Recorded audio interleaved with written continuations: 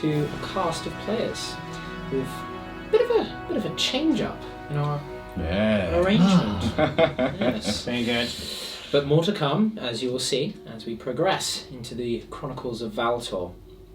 So, gentlemen, without further ado, we are on episode 15. Shall we begin? Yes. So previously, on a cast of players, the party ate and drank within the Sword and Rose Tavern in the heart of the western district of the city of Greyhold, the capital of Nemos. There was a sense of solemnness pervading them, a task ahead a grim one. To find the ingredients for the cure of widow's sorrow, the poison that had been inflicted upon their companion Joanna. Anrakai, feeling responsible for the presence of the Inquisitor that had tracked him from his homeland of Tolar. Griffin, for the sadistic Inquisitor using her as a method of interrogation. Luco had leapt at the chance to help someone in need, and Erevan was more than happy to help out a fellow scholar. They retired to bed after a while of reflection, waking at the rising sun to meet with their contact, Jacob Riegson, the proprietor of the tavern, an old friend of Eric's. They awoke to the smells of fresh food and drink filling their noses and stomachs. An impressive spread laid out by Jacob as he awaited them in the morning. He seemed happy to help, offering the services of an alchemist in his employ, as well as saying that he will find out the procurement of some of the more exotic ingredients that might be required. His help was not given freely, however, as Eric had warned Jacob was a man of favours, and in return for his help, he would want that in return.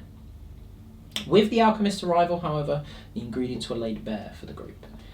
A base tonic, which the alchemist herself would be easily able to provide. All that she needed was time and coin.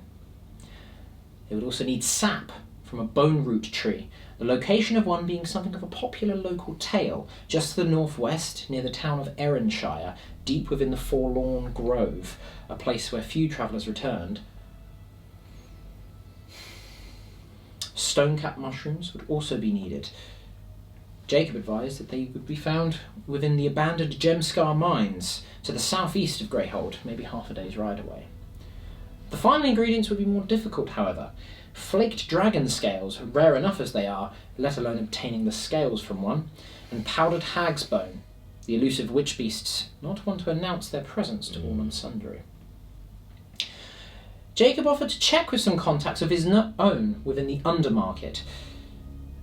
Illicit and rare material may be found there, and he gave information on the bone root and the stone caps in exchange for 2 tasks, although he did ask for a third, yet to be determined, in exchange for the information on these rarer substances. Their first task coincided with the journey to Erenshire and the Forlorn Grove. Some of Jacob's caravans of supplies had been raided en route to these northern regions, and not only his in the past few months. The men and women of the caravans had not returned. A further shipment would be heading out in the morning, and despite the group's protests to head to the Gemscar straight away, he warned them that to delve into the earth and return in time to give respite to the caravan may not be happening. In the meantime, he asked for a second favour, to help an old Astari woman, whom he only referred to as Granny. While specifics were scarce, he simply stated that the woman had requested aid and was apparently in fear for her life. Also, that she was quite mad. Making their way through the early morning marketplace, catching a pickpocketing child in the process, they arrived at Granny's, which, despite its appearance and run-down decor, had all the trappings of a reasonably well-off townhouse. The abode was eerily quiet, no sign of intrusion or scuffle, barring a single broken window on the front. The clanging of frying pan to face, however, was the first sign of life, Granny holed up in the pantry of her kitchen.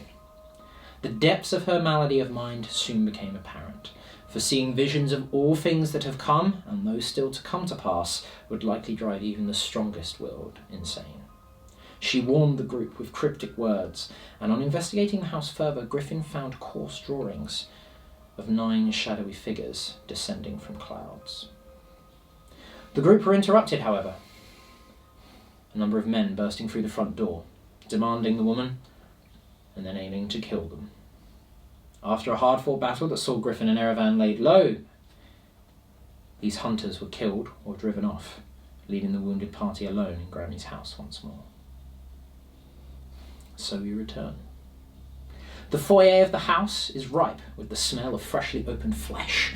Red liquid sprayed across the peeling wallpaper, and thin rivulets of blood flow along the cracks in the wooden floor, slowly seeping downwards through the gaps. Black residue marks the walls where the tide has been set loose, and the air has the faint tingle of dissipating magics. Granny sits huddled in the corner. The battered bodies of Griffin and Erevan lie prone amongst the bodies of the men that had come for her. Luco and Amrakai are still standing.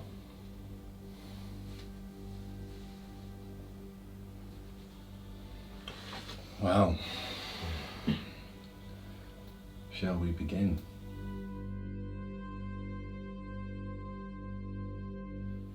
So Amrakai is sort of panting. That was arduous, to say the least. He goes over to both, to look at both Erevan and Griffin. Look at how bad their wounds are. So both of them are down to 0 hit points. If I remember correctly, you were making death saving throws at the time, but now that the danger has passed, you two can probably stabilise them with relative ease. Okay, so I'm going to attempt to do that. Sure, yeah.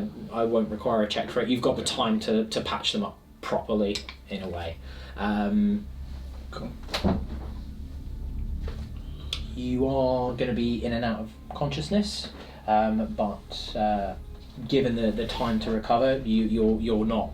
You're not going to be out of it for the next few hours. You're awake. Cool. So you two can go up to 1 hit point for now. Very good. So just for the purposes of your recovery and for the ease of storytelling, you can be awake for this. Very good. Have the bodies been searched yet? Not yet. Well, I'll search some of the bodies then. Okay. Upon them, you find 48 silver pieces. So it's about 4 gold amongst the body. 48 silver. Yeah. Right. So that translates to 4 gold and 8 silver pieces. How much money do we owe? So we need to give 30 to Jacob, and how much to the alchemist? 30 to the alchemist. Oh, it's 30 to the It's alchemist. directly to the alchemist. Yeah, Right. You don't need to pay Jacob anything. If anything, Jacob's going to be paying you for the tasks that he's asked you. Very good. But the alchemist has asked for 30 gold pieces in order to procure the items necessary for the base tonic that she needs. That's it? That's it. There's nothing else really on them that gives you any form of pause or indication of who or what these men were. And they were dressed in some sort of religious garb. Is No. that right? So they were wearing your standard sort of almost mercenary type tunics, like leather robes on some of them, leather tunics on others, trousers, things like that. Nothing. Wasn't there some sort of priest, or am I remembering this incorrectly? No. So there was certainly caster. there were certainly a few casters amongst them. Right. Whether they were religious order or not, you don't know. You don't know. Okay, fine. So Griffin kind of, when he comes to, he kind of. Where's the woman? Granny is huddled in the corner at the moment. She's been pretty incoherent up to this point, isn't she? She was barely coherent even before the attack. Yeah. I mean, she is lucid and eloquent, but what she says tends to flicker between the present moment, the past, the future. You're honestly not sure. Right. Okay. She's coherent, but whether she makes any sense is down to your interpretation. Right. So Griffin kind of rolls to his feet. He's got like burn marks all over him essentially, and he stumbles over to her and he looks down and he says, "If anyone is coming, any more that you know of, any possible futures that you've seen, we need to know now." She looks up at you. She closes her eyes, opens them again.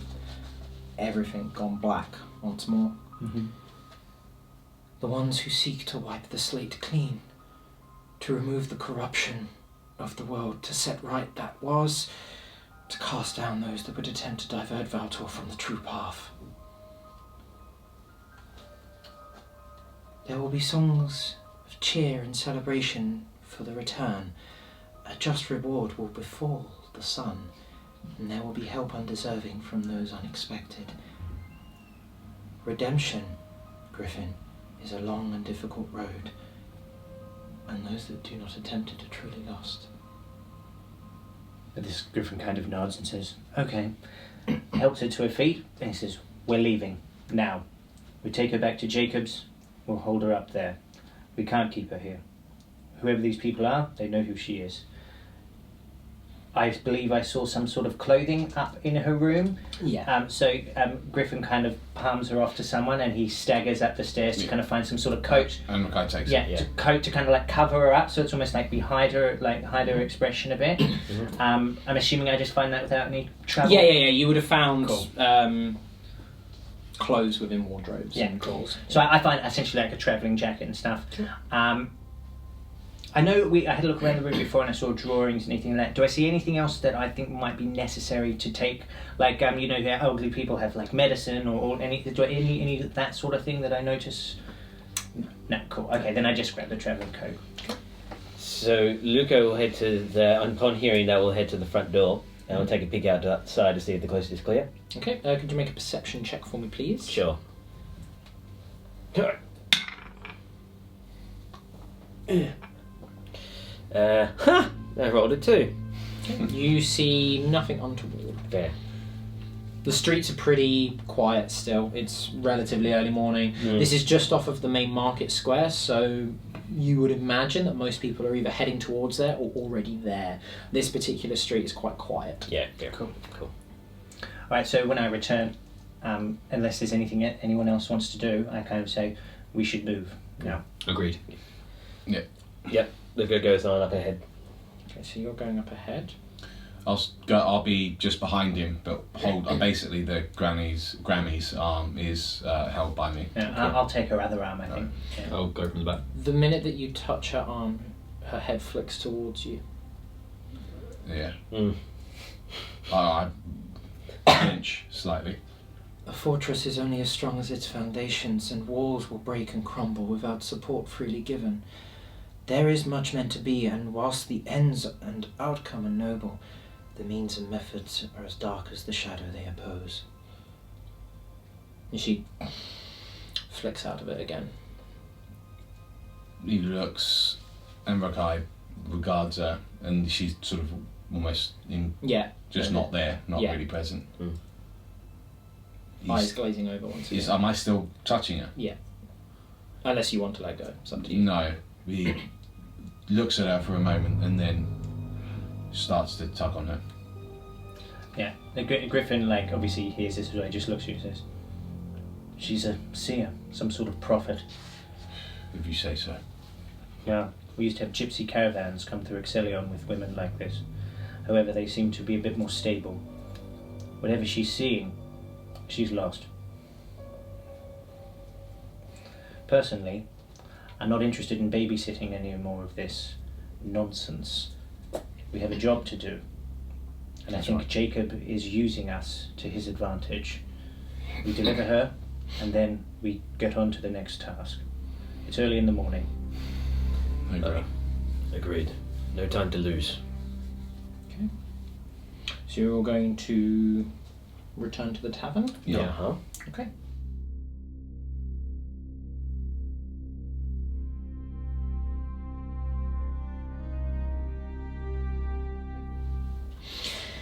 You're on the edge of the merchant district as you retrace your steps back towards the Sword and Rose. You do indeed see the market has grown substantially. It's only really been about 10 minutes, 10-15 minutes or so. But you can tell that it's starting to get quite packed. There's nothing that you can see or notice. I'm assuming you're all going with quite a wary look out. Yeah. Okay. But also we're moving at a pace as well. Sure. Yeah. Okay. You don't notice anything untoward You don't see any familiar or faces or similarly garbed men or women, nor do you see anyone really approaching you with intent or cause. You pass through the marketplace. Whilst we're walking, I do say to Granny, while I'm sort of just looking ahead and around, why do those men want you dead? What do they want with you? Not dead. Want. Who doesn't want power? So these visions of yours, they're the truth? Truth is subjective. Truth can change, truth can flow. Truth can split and move aside like streams off of a river. At this she starts to chuckle, much like the tide itself. So there is no fate? Fate is what we make of it.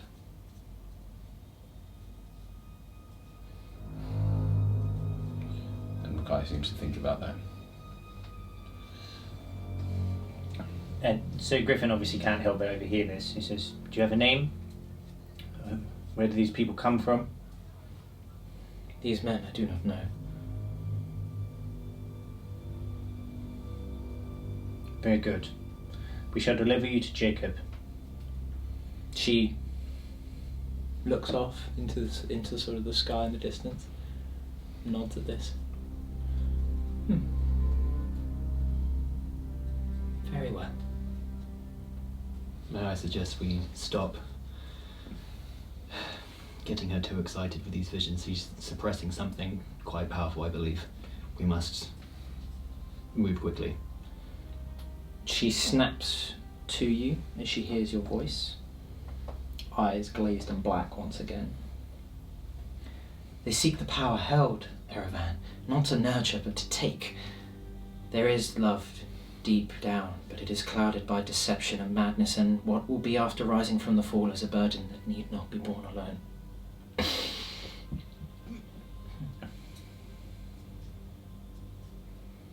Cool. We need to deliver this woman and be done with it. And Mackay spits on the ground. Yeah. Says something in Talari. Yeah. Cool. You have any wise words for the wolfman over there?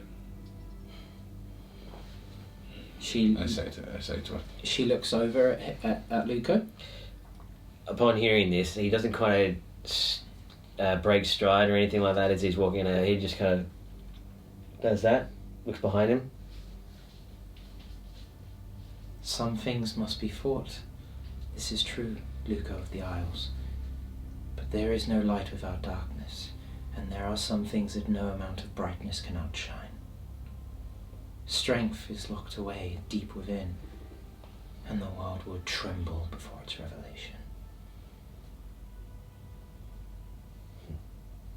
Poetry. Anrakai, please stop overstimulating this woman. No apologies, Erevan. I double the pace to get to the tavern. Yeah. Okay. Passing through the winding streets, the caravans heading towards the marketplace, the carts. You arrive back at the tavern. Heading through the front door, you enter. There's a few punters in there. It's not nearly as busy as last night. It's still early morning. It's about 10 in the morning at this point. You can see a single barmaid. Jacob is nowhere to be seen. So I kind of let it go. I stroll over through that and I go, drink and Jacob. Yeah, I sit Granny down in one of the booths were locked off, weren't they? They were, but you'd still have the key. We still have the key. Yeah. Okay. Right. Are there many people in there? There's about 5-6 people in there at the moment. Yeah, put Granny right in the corner of one of those booths. So I'm probably still I'm bleeding probably quite profusely from my injuries and stuff. The waitress is the same one from this morning. Yeah. She sort of looks a bit taken aback at this. A drink, yes, of course, sir. Are you all right? I'll be better after a drink. Of course, my lord. Something strong? Of course, my lord. Shall I place it on the tab for you? Yes. Understood. Jacob left shortly after you did, I'm afraid.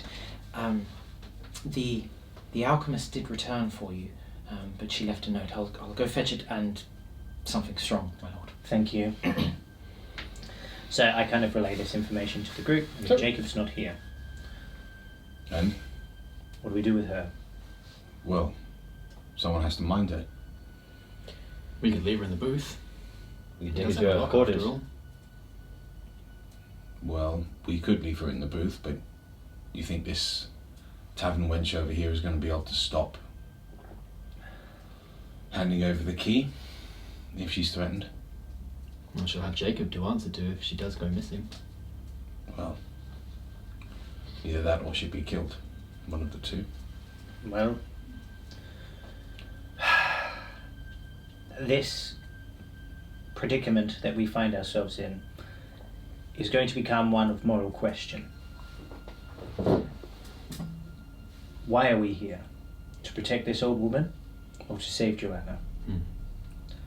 I'm not saying that we can't do both, but if there's going to come a time where we have to choose, I'm sorry, but the mystic is not on my list to save. I feel compelled to agree with you. We There must be not forget someone here about our to main look goal. after her. How many employees does he have here? Griffin kind of, as he says that, you can see the joviality's kind of completely gone from him. He's really upset and quite, you've not quite seen him like this before. There's like a bitterness in him, which, he's the whole thing he's just very fed up with, as he's kind of essentially bleeding all over the bar as well. He doesn't like blood either, does he? No. And Rakai looks at you and says, "You do what you must. I have responsibility for what's happened to our mutual friend, and I will do everything I can to help her and to get these ingredients, but I will not leave an old woman to be killed. I'm not suggesting that we do. All I'm saying is, Well, I can guard her whilst you three go and get the other bits, if required." very well. And Rook, I have a feeling we may need all four of us on each of these journeys if it is to be anything like we just experienced. What is Powdered Hag's bone? So basically, powdered hag's bone is the powdered bone of a hag. What is that? Yeah, no, I get that. In alchemist ingredients, Yeah, you would have a vague, very, very vague knowledge of this.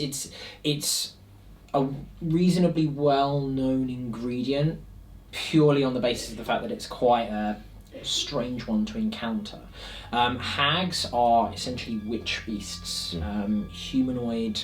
They're often associated with tales of stealing children in the dead of night, luring men to their deaths under the guise of a siren type thing. So, for example, it's not just a woman who can use the tide is considered a witch. It's a monster. It's Yes. a monster. Yeah. Cool. Okay. Then, I could see where you were going with this. I'm slightly concerned.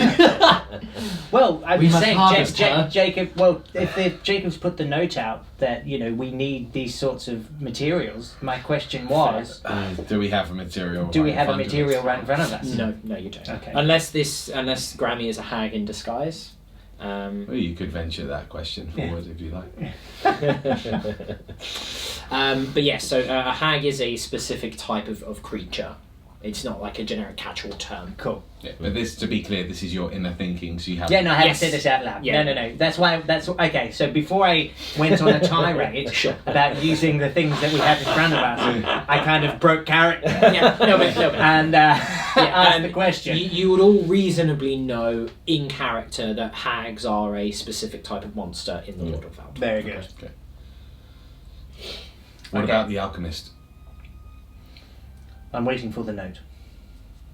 Oh, there's a note. Yes. Sorry, I thought I relayed that information. No, Yeah, you did. You didn't. Yeah. You Yeah, did. I'm pretty sure he did. He did. No, he did. Definitely He not. didn't. Didn't happen. Cool. When she comes back, she will need to find someone to look after our witch friend here.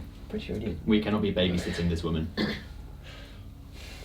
Or we draw straws. And one of us babysits and the others go off and do the rest of it. Well, we're all experienced babysitters anyway, aren't we? And Amakai looks at her. I'll give you that one. Amakai does laugh afterwards. Yeah, Griffin goes to smile, but he's got this gash with this burn mark, and as he does, it splits open and blood starts to pour down his face. Or Look, And at that, and then Griffin just kind of does have a moment, goes, I may be in need to see this alchemist before we continue in any case. Yeah, We and certainly- Amakai takes out a cloth Yeah. and hands it to you. He just kind of holds it on his face. Yeah. look. If Sit it comes down. to it, I'll be willing to stay behind to look after this one. If it comes to it. If I remember, Jacob has a few of my kind that employ here. Maybe I might be able to persuade them to help me out. we brought this woman back. We've done what we were asked. We do not need to sit here and babysit this woman.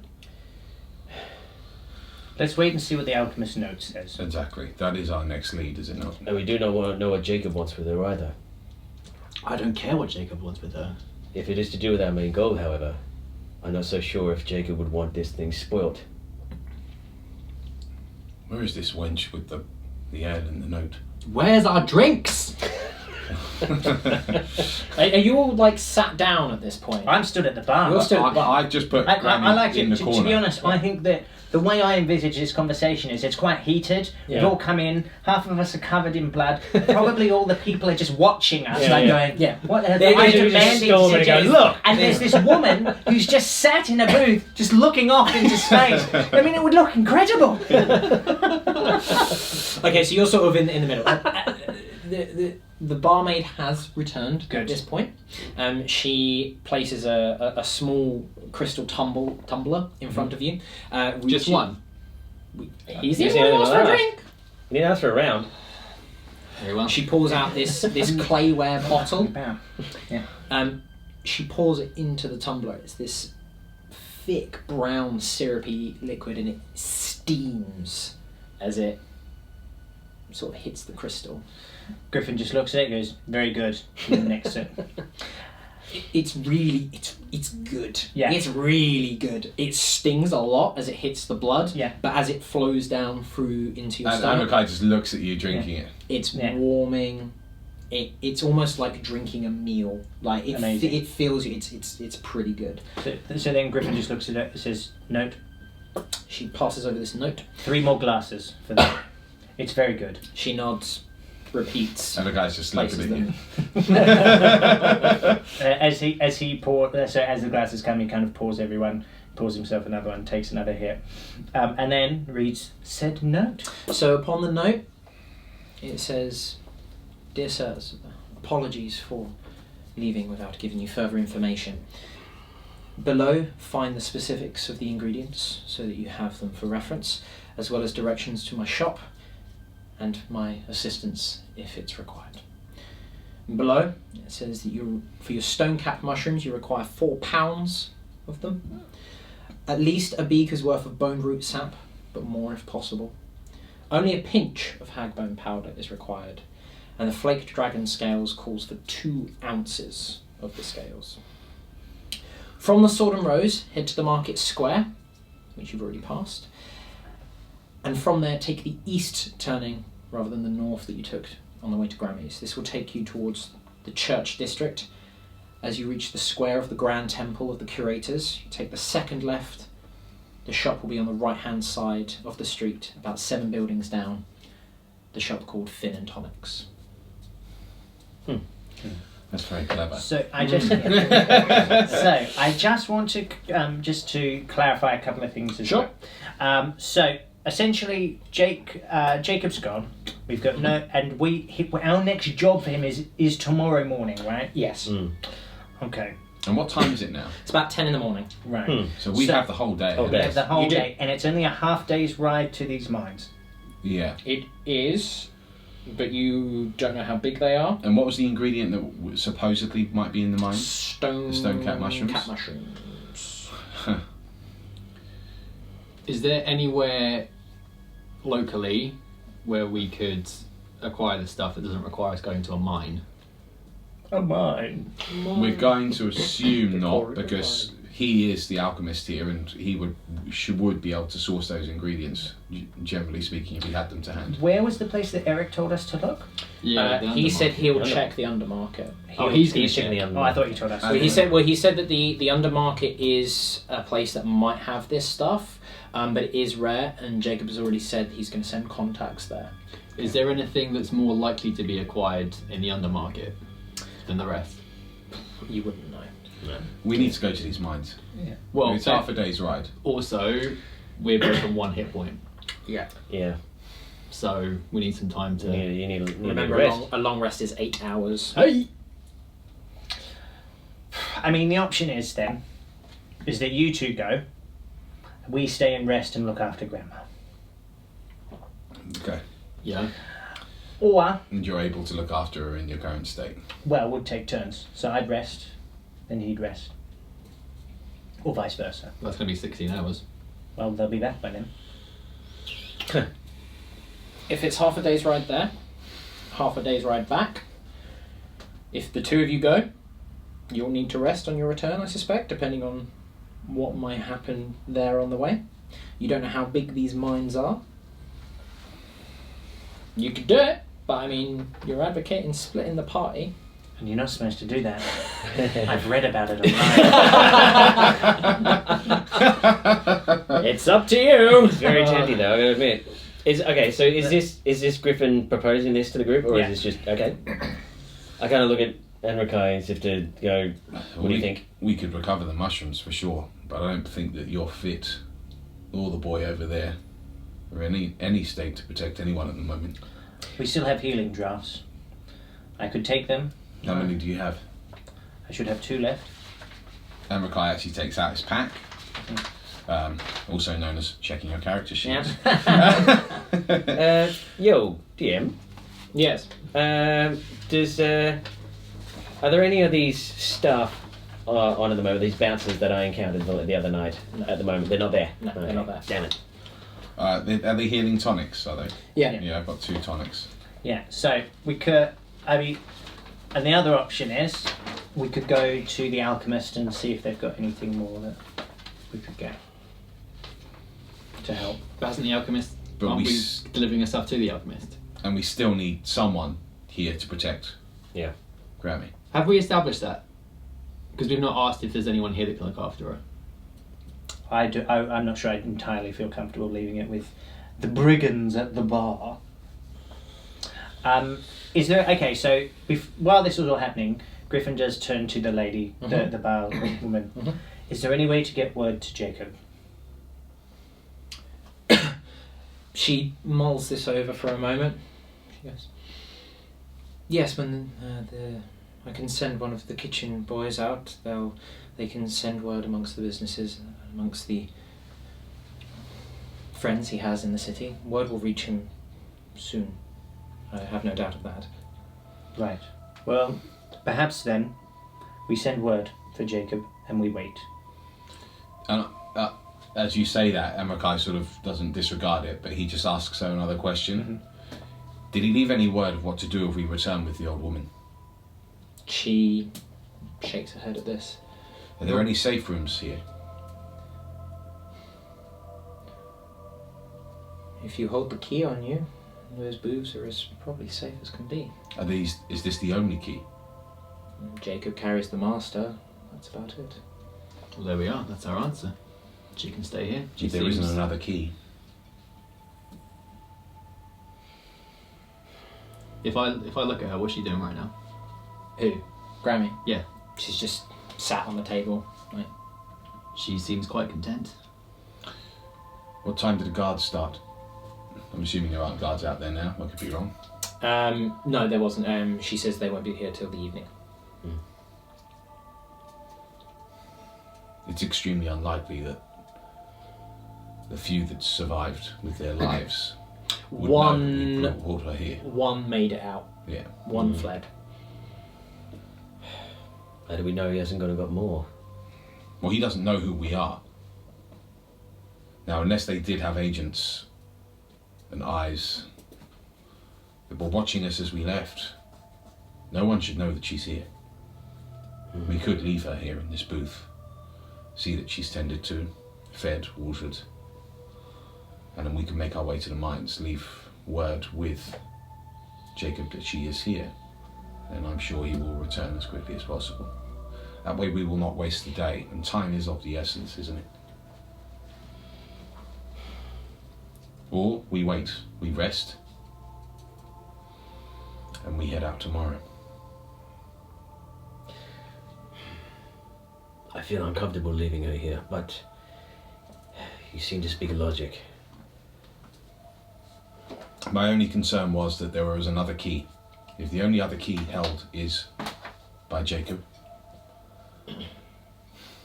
they will have to level this place, which they may well have the capability of doing, but they should not know that she is here in the first place. Yes. And it would take considerable resources to break the wards. That is something I have a little knowledge in. Would I know how solid the magical ward is around this booth? Make an Arcana check for me. Just on a 20. On the board. Sorry. That's why we have cameras. Well, that's a 3. Shut up. That's a 1. It's 300% better than a 1. Okay.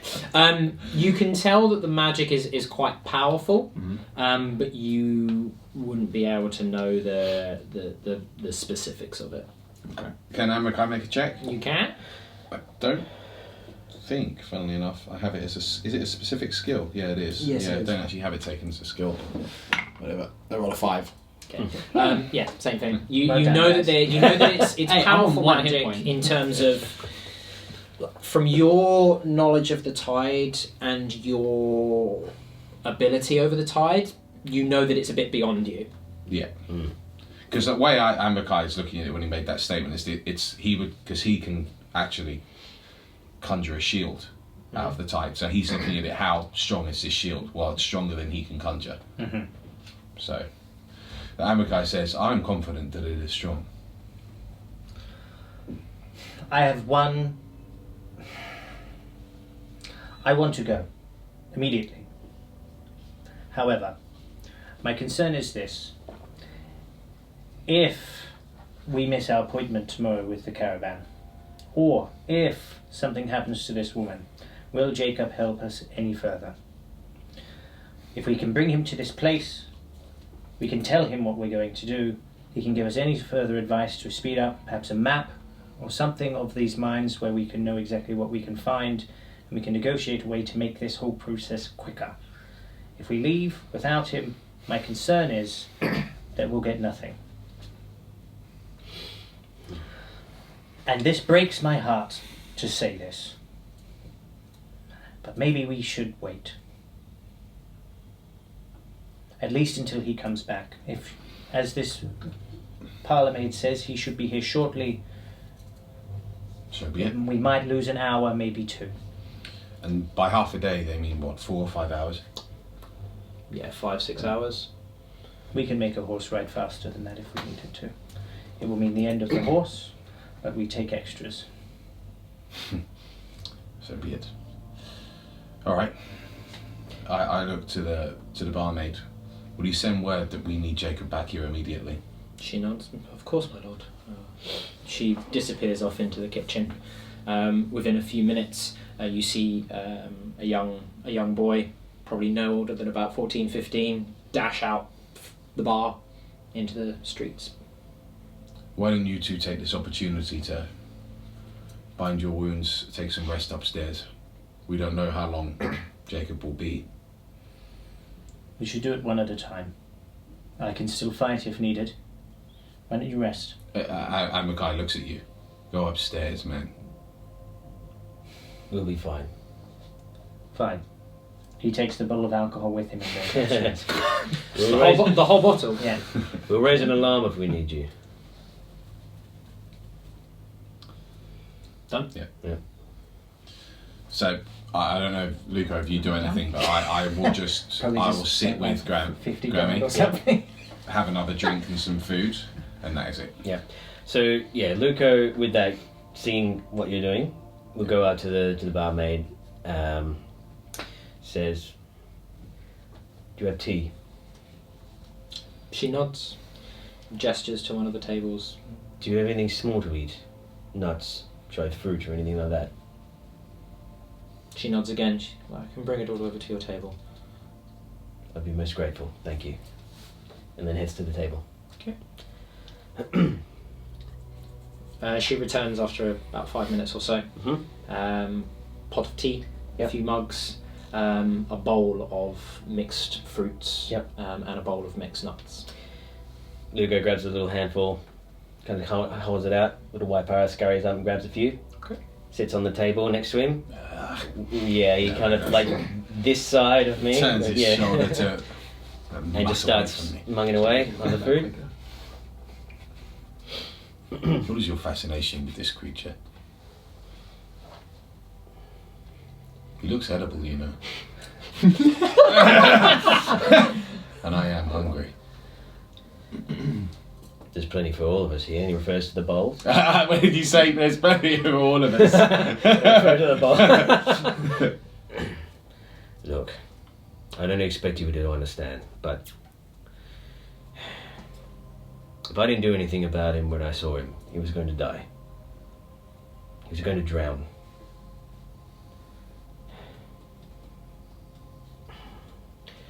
After what happened at the village I was staying, as I was just making my escape, the first thing that I thought was, I do not want to let another soul die needlessly. And there he was, on the side of a river, locked in a cage, drowning. It's hard to explain exactly what compelled me to do it, but I just simply did not want another innocent to die that day. Since then, he hasn't left my side. I probably couldn't make him. I know... I understand your reason for being cautious about him. He's been with me a long time. He hasn't let me down yet. I understand your attachment. My issue with the beast is that he has nearly got us killed. I know. And like I said that time, if he could apologize, I'm sure he would. Amakai looks at Waipara. He sort of just looks at him.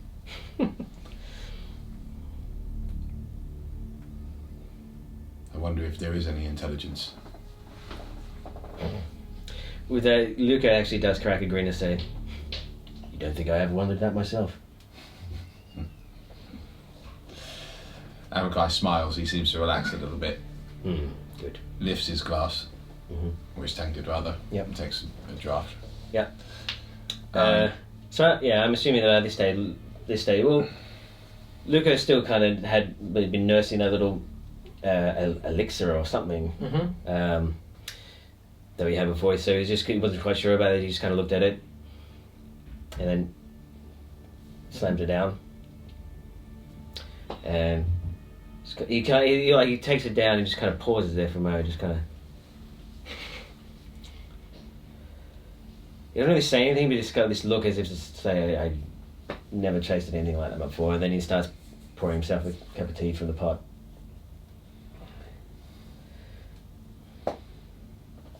Yeah, and Mackay has his food, and he then waits.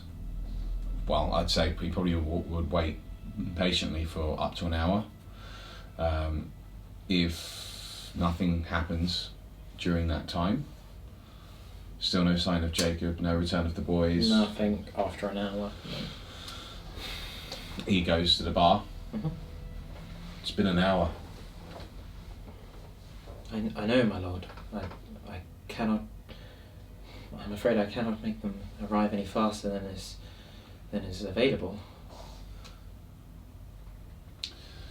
He goes back into the warded booth. He'll wait for another hour. As an hour has passed, you two can have the benefits of a short rest if you so wish. Cool. Okay. So you I can wish. use a hit die to restore some hit points. You'll get your spells and stuff back.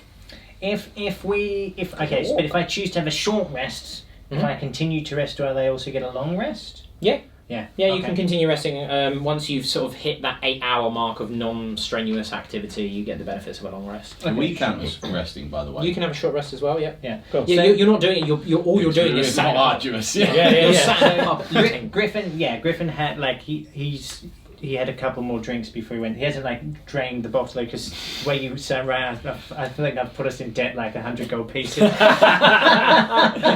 us. Yeah, Not us, no. It's all right. I've got pretty hats. You can right, so with a hit die, I roll a d8. It'll be a D8 for a rogue. Yeah. And, And then I you add my your constitution. So +1 for you. Okay, so I get 3 back. So I rolled a 2. So I'm on 4 wounds. My D8 too. You will be a D8 too. Yes. Well, Same hang as on a how we minute. roll. Hang on a Yeah, minute. that's I've got luckies left, It's not an ability check. but it could be. It's Let it. Good. it's not though. Defy you, stars. You can spend more hit dice if you wish. You don't have to declare how many you're going to spend all at once. No, that's fine. 7. I was pretty badly wounded, so actually, if we're staying to the story, it makes sense. So is it 7 plus anything? Plus your constitution, so probably +1. Alright, I'm going to do Yes. a hit die as well. I roll a 5 plus my con, which is 2, so 7 back. So is my hit die 8 as well? Or- No, yours is D12 because you're a barbarian. That's right. Manly pecs. Sleeping really hard. You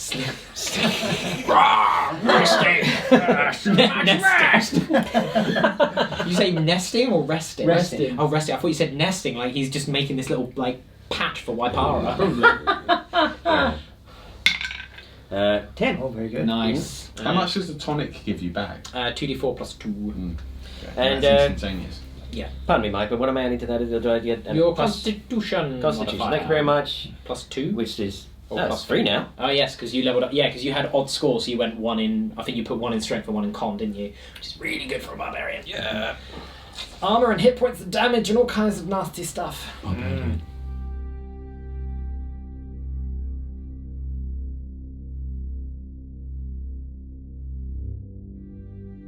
So you've all finished a short rest. At least an hour has gone past with no sign of Jacob yet. Right, so Amakai waits for the additional hour, but still no sign. No sign. He's like to get, and Grammy's still zoning in and out of reality. She's sort of here, there, everywhere. She's not making a fuss or a scene. She's quite content within her little booth. Should be. It costs us some money. Should be having a great time. So while this is going on, Luco looks over to Grammy, says, "Old woman, tell me, who are you? What do I call you? What's your real name? Can you tell me?"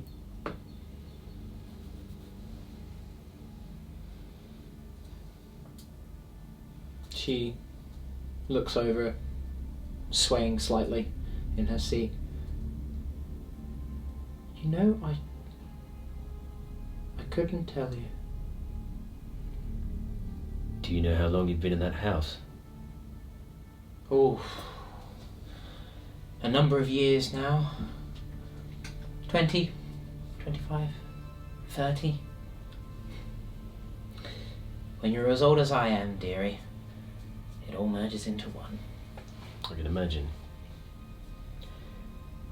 We noticed when we were there, the house was in a state of well, state of disrepair. Has it always been like that? At times it was and will be like that, other times it was and was not.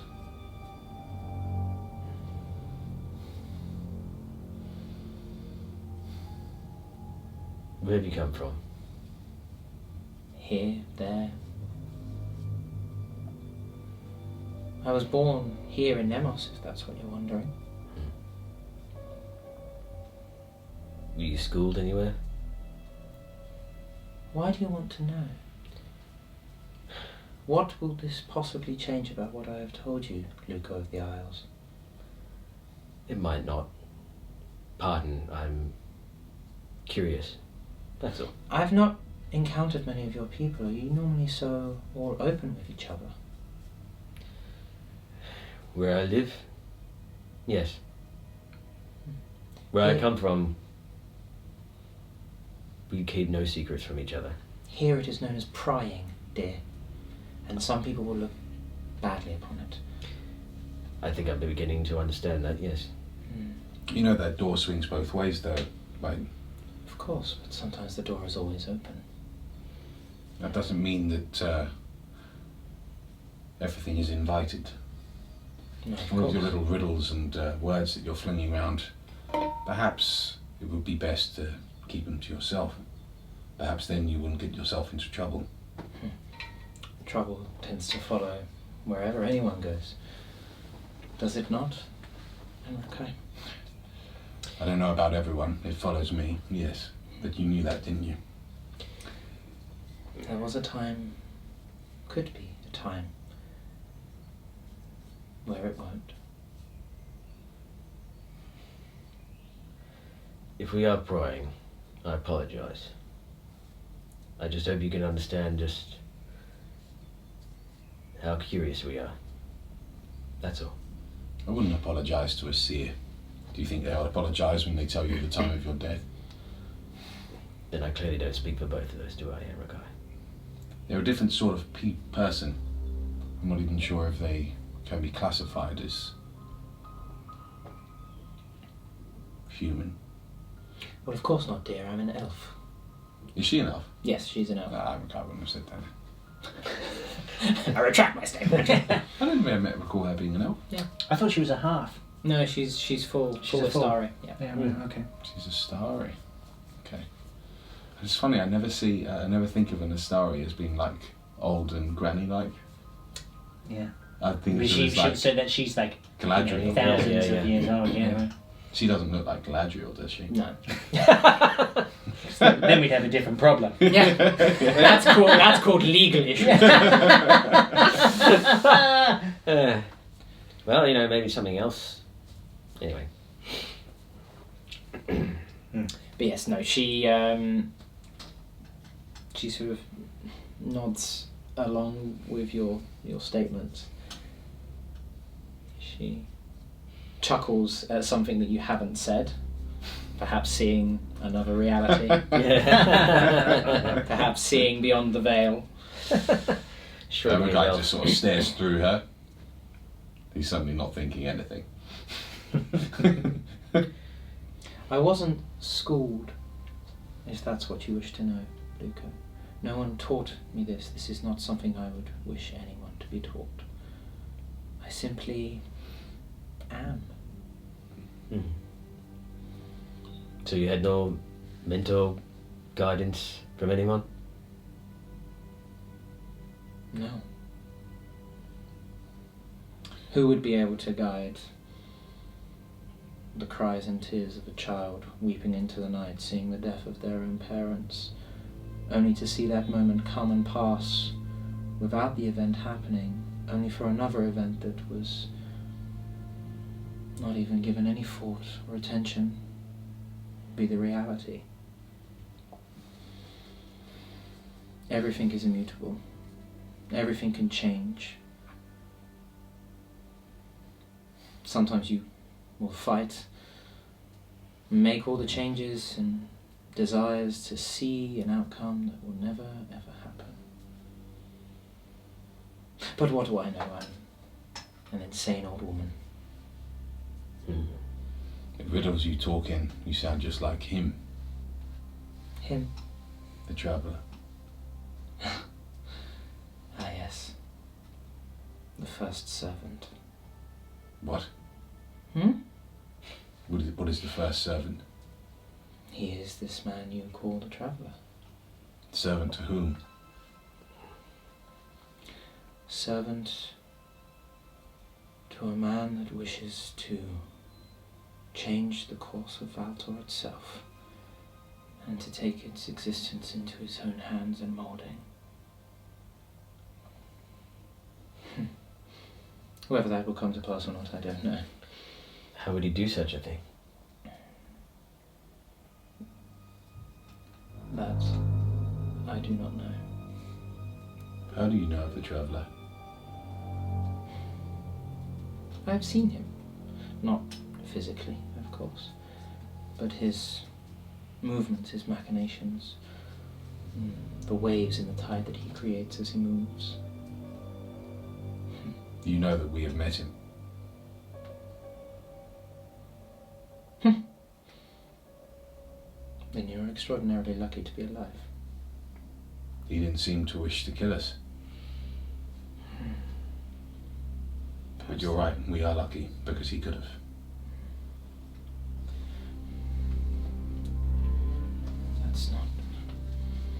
That's not right, no. What is it? She's mad. No, this... You should be dead. You should be? You are right that perhaps I should have died many times, but not by his hand. He did not wish it, for whatever those reasons are. Although he did say if ever we cross paths again that he would kill us. Of that he was very certain. Are you saying that in one instance we might be dead and in another instance we're not?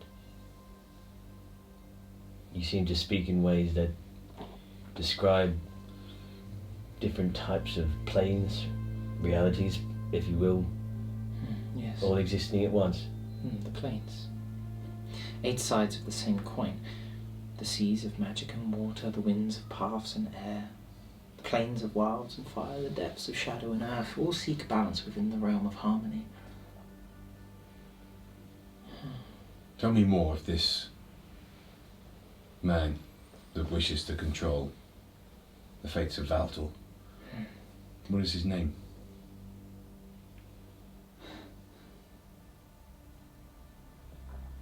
His name is Telecus. You know him, don't you? Aragai sits back. You're telling me the traveller is his servant?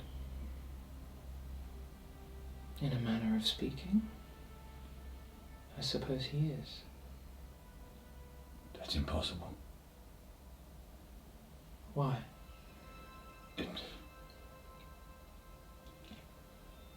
Telecus is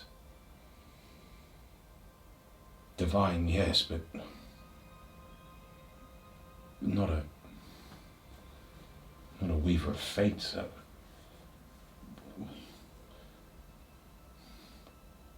there was a time that perhaps I would have said that we would know, but knowing what I do know of my empire, perhaps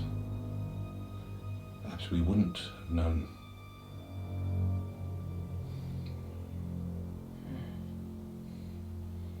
Such is the nature of fates. Does anyone have any food? I'm hungry. Yes, I'll get you some. Nico slides go for one of the bowls across.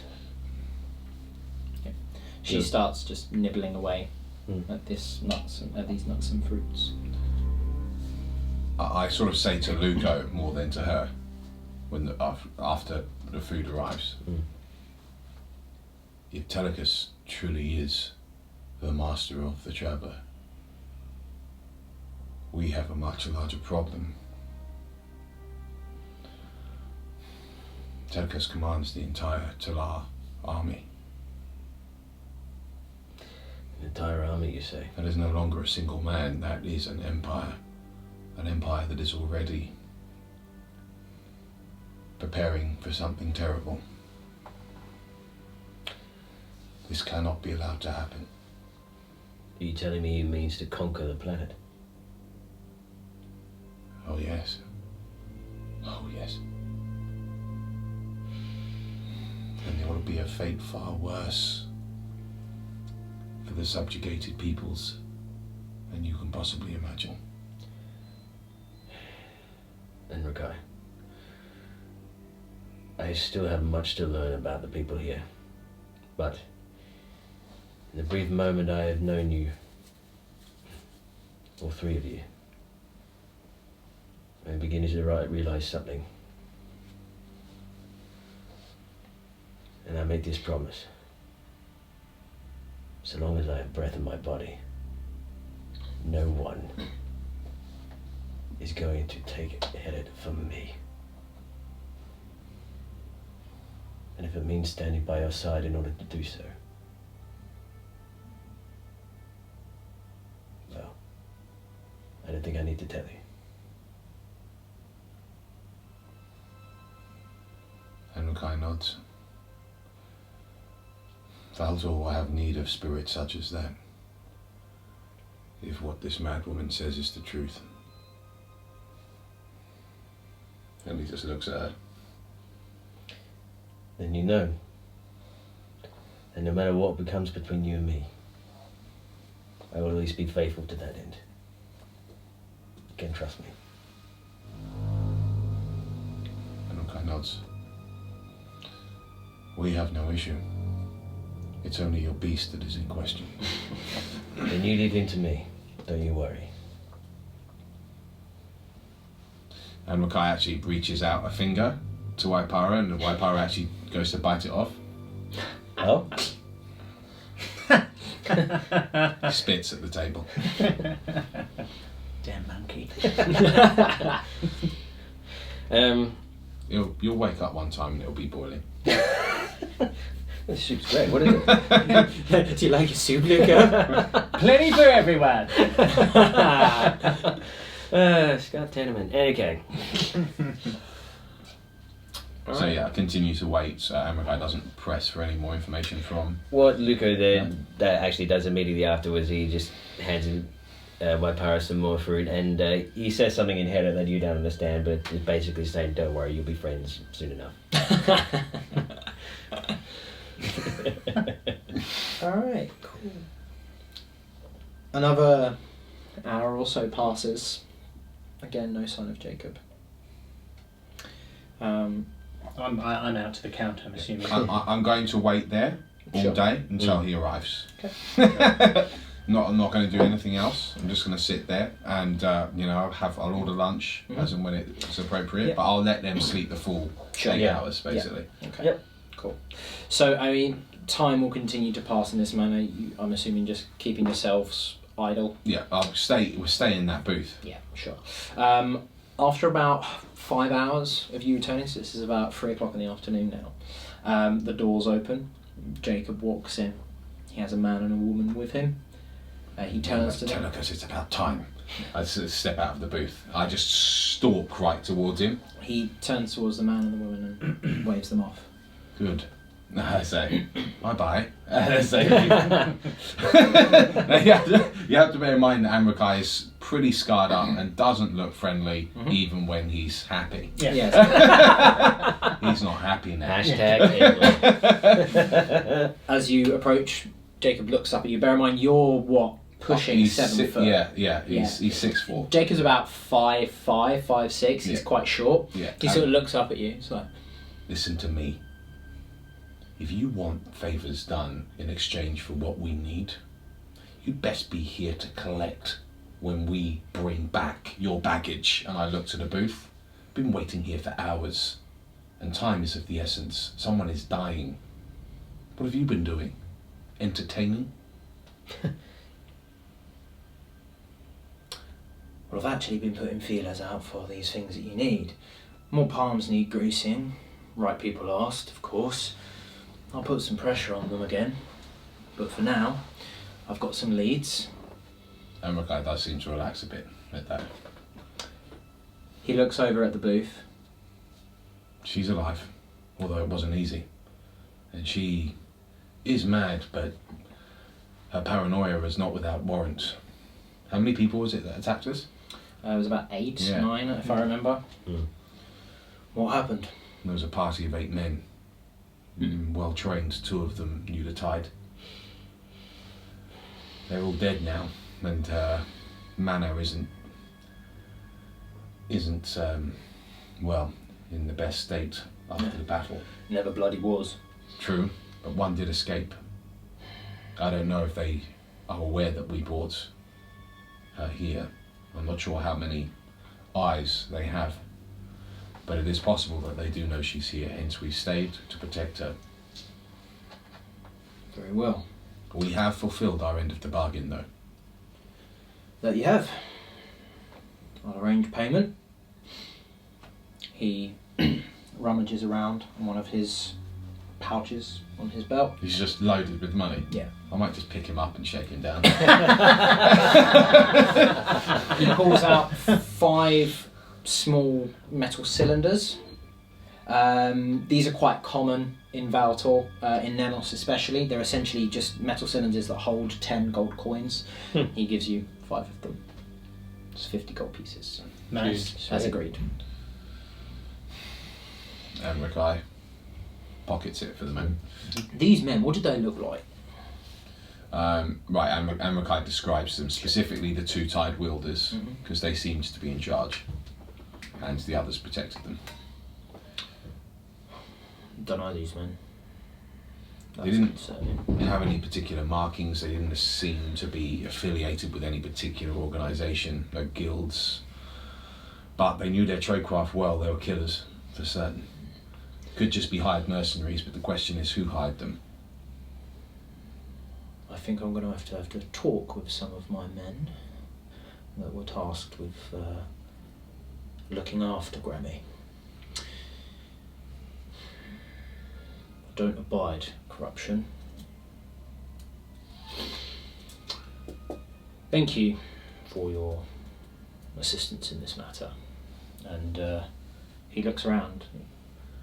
The other 2, are they They were badly wounded. but alive? Just. And I mean just. They're resting upstairs now. Good. Good. You'll need your strength for tomorrow, I think. The caravan is still set to pick us up. Oh yes, well, you'll have to go to the western gate. I'll make sure that there is a letter waiting for you. Allows you to pass between and from the gates. Letter of hire. Caravan will be leaving at 9 sharp. Make sure you're there. Understood. Ada Miller is the woman you'll be looking for. She's the Driver? for want of a better word.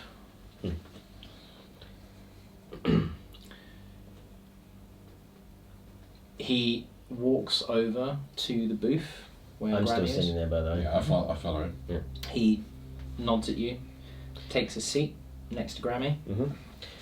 So, Jacob, tell me. We have this woman here now. Mm-hmm. Now what? What is to become of her? Is she going to be put away somewhere safe, or...? Yes, I'll make sure of it. At this, he places a hand on hers, nods at her. She smiles, but not looking at him.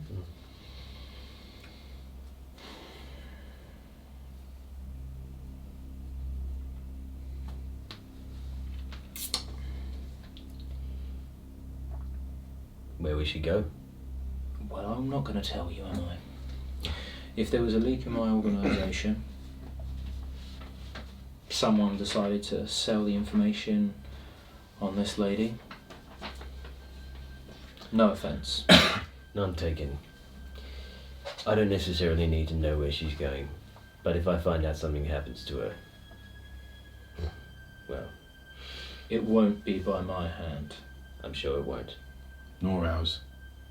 Good. Then we have an accord. My dear, why don't you rest upstairs? I have some more business to conduct with these gentlemen. Will she be safe? It's not loud enough for her to hear, but He looks at you. Whilst I'm here, yes. all right. She sort of nods, looks at you two, gives you a slight bow and nod of thanks. As she makes her way up the stairs, she turns around. She's not who she says she is. And trots on up the stairs. I look to Luca. Jacob starts to chuckle at that. She's a sweet old dear, but she is mad. I wouldn't put too much truck in what that was. That could mean literally anything.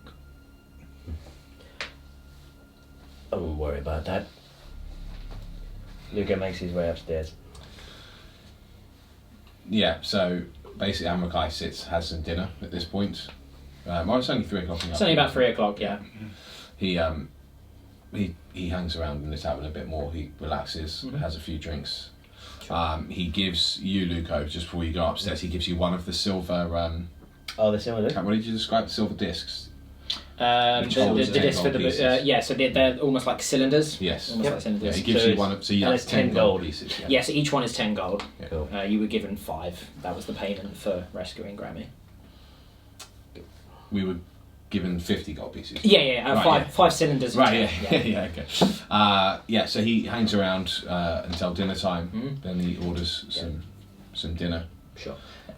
Jacob doesn't move from his position. You get the occasional person coming up to him. He whispers something. They whisper something into his ear. Yeah. He whispers something back. They nod. He nods in return. Occasionally, people come along. He passes them these cylinders, or they pass him papers. There's a lot of toing and froing, but he's unmoving from his spot. Operating his business.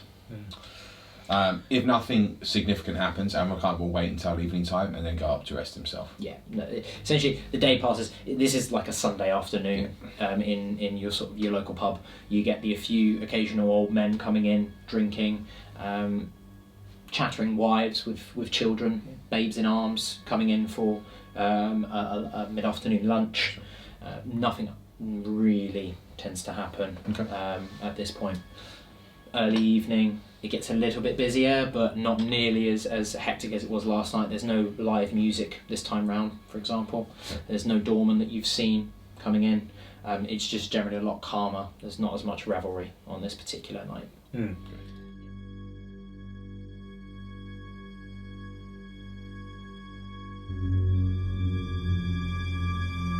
Right, so Griffin by now is fully rested. So he kind of, in his now more sober, less groggy state, looks at the bottle of alcohol that he took with him. He didn't drink all of it, but he did have a couple more. But he looks at it and A couple more? yeah, he probably had 2 glasses. Two more, glasses, to be right, honest. okay. All right, look, I'm not going to lie about it. Griffin would have. was He does 50 look at right? it and kind of goes, huh. And with his knowledge of fine alcohol, realizes that he's probably spent a lot of money already. Okay. So he takes that down and kind of hands it off. Okay. You're still around down? Yeah, there I at think this I would stage? have. I've just ordered dinner, so Yeah, so in that case, Griffin, kind of nods, he hands the alcohol back. He just kind of says hello, orders some food as well. He still looks quite beaten up, but like he's a lot more centered than he was. Amrakai pours out some of the jug of ale that he's got, pushes it over to you. So yeah, and Griffin, You feeling better? as well as one could. I was almost cooked alive. I know. Well, Jacob's returned and the granny's upstairs safe. Or so he says. Good. I put the silver cylinder on the table. He's given us our payment as well. Really? I'm surprised. Are you? Yes. You I don't thought he trust- was not going to pay us? No.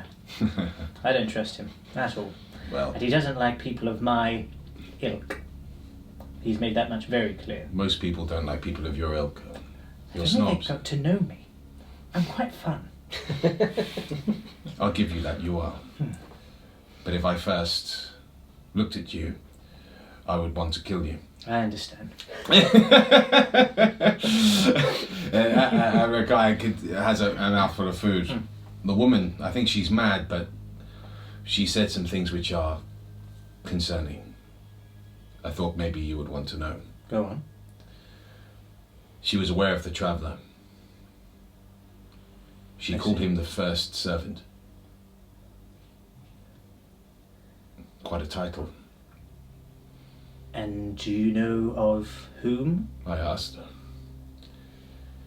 It took some prodding, but it turns out that his master, so she says, is Telecus. The Telecus. Huh. Now, if that's true... If that's true... No, I understand. That is harrowing news. Your kingdom should be warned. Yes. And we should get words to the king here in Namos. Yes. Well, we are duty bound to Joanna now. As soon as that is done, I will take my leave. We obviously have no proof, and we might not be believed. Given what I've seen, and what I've learnt of you, and the things that she said, it's enough to send warning. And if I'm going to be taken seriously, I must return. For to return to my kingdom in the current state of affairs, people will know that what I have to say is serious. Strangely enough, it might bring peace in the Veneri, but only to unify against a far greater evil. There's always been talk of this war with Talau. You think it's this close? You think it will happen in our lifetime? Yes, I do. Yes. But the motives, perhaps, are far worse than I imagined. This will not be a war of just taking land. But we will have to see. There is something else that I wanted to say to you as well. Regards the boy. I look up. Erevan. Yes. We are all now thrown in this lot together. The Talari know your name. They hunt me, and by association they hunt you. It is wise for us to stick together. But by that same token, if we are to trust each other and fight by each other's sides, Erevan cannot control the tide. What's more is, there is something that travels with him, and it is becoming more dangerous.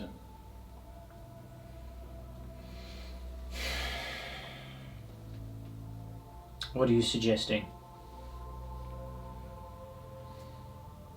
I'm suggesting that, are you prepared to do what needs to be done If it goes too far? of course. However, And if I do it? I will not preempt it. I'm asking you to trust me, Griffin. To trust that if I have to do something, that I've done it for the right reason. I trust you. But you must also know that I will have to trust my own judgment as well. Those are very edged words, Griffin. No edge. Just fact. You have an issue with him. And I believe that sometimes it clouds your judgment. I've made my peace with the boy. It is not my fault that he is a buffoon. No. But Anrakai, we've known each other a short time, but I feel I know you very well. You're very set in your ways, and when you make a decision around something, you often overlook other things. There is good in him. There is a friendliness, a kindness, almost a naivety, which isn't easily poisoned. It is the naive that are the most easily poisoned, Griffin. I'm not sure I agree. Sometimes, in order to bring balance to a situation, to the world, action must be taken. I don't deny that. If I am hungry, I must eat. If there happens to be a monkey that some would regard as a pet, and I am hungry, I see no issue with me taking what I need. Have you ever eaten a monkey? No, but I am curious.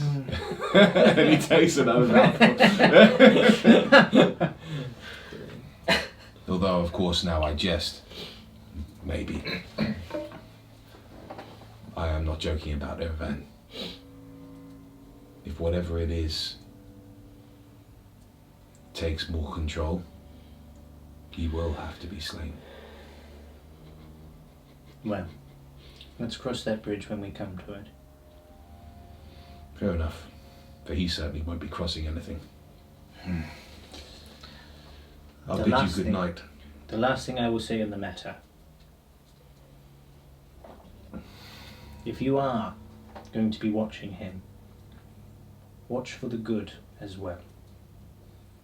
Don't look for an excuse to administer your justice, your balancing act. Do you understand what I'm saying? You see red a lot, my friend, and now knowing what hunts you and what haunts you, I don't blame you. But that is not all there is to see.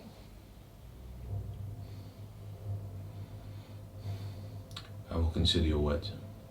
See that you do. Get some rest. He gets up and he goes upstairs. Now, what time is it now? It's about 8. Okay. Griffin kind of finishes his meal. He kind of just sits, and then he finishes his meal, and as he's going past the barmaid, Mm-hmm. is she still on duty? No. The one from this Someone else. morning it's someone else now. Okay, Yeah. very good. Then he continues on his way. As you reach the bottom of the stairs, you hear your name being called out. So I turn. Griffin! Please, come sit, just for a moment. Jacob This beckons is you away. Jacob. So Griffin kind of. And he walks over in his most regal of walks, and then he sits in front of him and says, "Jacob, thank you for paying us on time." He looks at you up and down and says, Of course. Man of my word. So it would seem. To what do I owe the pleasure of this conversation? I mentioned this to Amrakai earlier. I didn't have time to get the papers, but I have them now. He passes you a sealed envelope. Mm-hmm. So this is a letter of hire. States your employment with the shepherds. You'll need it to act as the guards and escorts for the caravan. Very good. It's got 4 days. After that, if you come back into the city, you have to pay the deposit once again. But in the meantime, this will allow you to go backwards and forwards. How long is this journey going to take us to get to this village? Well, Erenshire is about 6 hours away.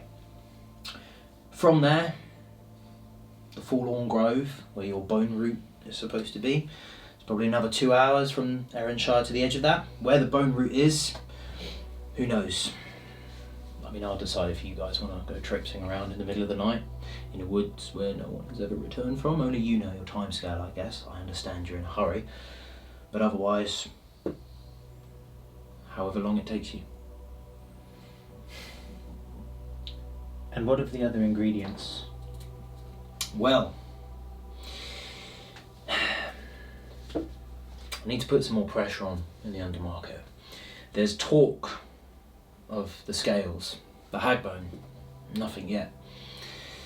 Scales, they're a tricky one. Lots of palms will need greasing, lots of screws tightened in the right places. Grease them and tighten them as quickly as you can. My friend is dear to me, and I also feel responsible for what has happened. I understand that you're a man who needs jobs done, but I also need you to understand that I am a man who needs to save my friend. And I need to get it done in a certain time frame. There will come a time if you cannot deliver what you promised, I will take matters into my own hands. And that is a threat, Jacob. Do not mess with me. He leans back in the booth, strokes the beard on his chin. That's the most unnoble thing I think you've ever said. There's more to us nobles than you would realise. First and foremost, I'm a man of steel. The best way I've learned to know another man is to kill them.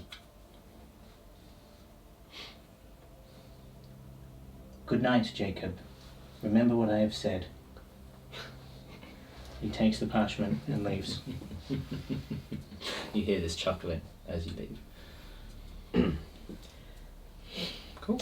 So I now, thought Amrakai was nasty. so Luco has actually made his way down as well. Down? Down from, well, he went upstairs before. Did you? Yeah. I thought you'd been... Did you? I can't remember. Oh well, well. Okay, He I was around. thought you'd gone to bed. Ah, yeah. Oh, you went up So for a you've rest. gone to bed. I've gone to bed. You're coming back down at like... I've had a rest. And I've Okay. come back down. Right. Because I'm getting hungry. All right. Yeah, That makes yeah. sense, yeah. Of course. So you come down, you grab some food. Yes. So Cool. he comes down. I imagine the place is a little bit more busier than it was. or Like I that said, not as busy as last night. It's pretty quiet. It's mostly old men. yeah. Right. It's old men Sunday night drinking. So he makes his way to the bar. Mm-hmm. He asks for some food, maybe a little wine as well. Sure. Yep. He looks around to see if he see any of those. There is no Bouncers. Herrians. I told you there's no bouncers on a Sunday. Okay, big pardon. I misheard you before. I thought maybe they just weren't No.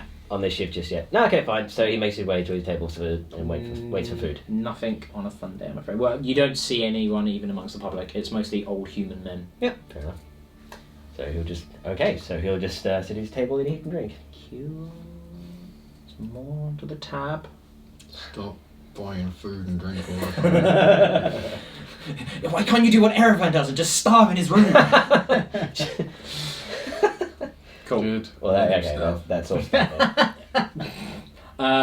Nothing untoward happens throughout the rest of the evening. You all gain the benefits of a long rest. Mhm. During your eating, sleeping, resting, whatever it is you're doing. Dark magic rituals, probably sacrificing Reading a books, chicken. yeah. Ah-la-la-la! Chickens, yeah. Chicken blood everywhere. Chicken blood. Yeah. Good morning. Someone everyone. needs to put an end to this. Yeah, sure. So He's a get the witch. rest of that. I mean, I agree with you, Lawrence. It's just, my character is... Your character's wrong. Yeah. Okay, yeah, so you all heal your full hit points. Yeah. Excellent. You all will regain half your hit die, so like 2 hit die because you're all level 4. And any abilities, so rage, spells, action surge, all that. You get all your stuff back on a short rest anyway. Arms of Hadar, mainly. Yeah. Definitely you'll get lucky back, like to 3. And then yeah, so in the morning is where we will return.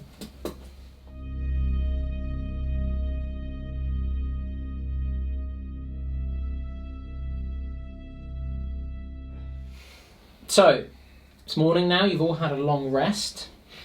Feeling refreshed. Yeah, you feeling good? Yeah. Yeah, cool. In the morning, as the sun rises, waking you up from your slumber, who's going to do what? I'm assuming you all So go- if it's morning time now and the sun's risen, Erevan is already downstairs and has polished off a breakfast. he's ready to go. Yeah, Amrakai's up early, so he would have seen Erevan chomping away there at the table, and will Sit on the go. opposite side of the room. Yeah. No, he nods at him. Yeah. Feeling better after yesterday? Well rested. Yes. How's your evening? It was interesting. I'm sure Griffin will bring you up to speed, but we need to be at the Western Gate at 9. I'll make sure the others are up. Very well. I'll meet you outside. Sure. You would have a cursory knowledge of Greyhold, having come here in your travels as a scholar. So you would know, when he says that, you would know the rough timing, so you can let everyone know that within character. Sure. At this point, it's probably about 7:30 in the morning, so you've got a good hour and a half to get up, get ready, eat, refresh, and make it to the gate. So without going too much into it, Griffin during this time goes down, he has some food. When he kind of catches all of you, he mentions the papers that Jacob gave over, saying that these are like terms of employment. Essentially, we'll need to show them to the driver, and also gives us access in and out of the town for the next 4 days. So Luke goes, pretty much done the same thing. Cool. You're the one with the sapphire from Eric, aren't you? The one that sends the messages. Yes. Yeah. So in your about halfway through your breakfast, you hear the sort of the chime and the message from Eric, basically stating, arrived at Conclave, no hag bone, but talk of scales to the north. Will investigate. Joanna left in trusted hands. Stick to exploring your info. Okay.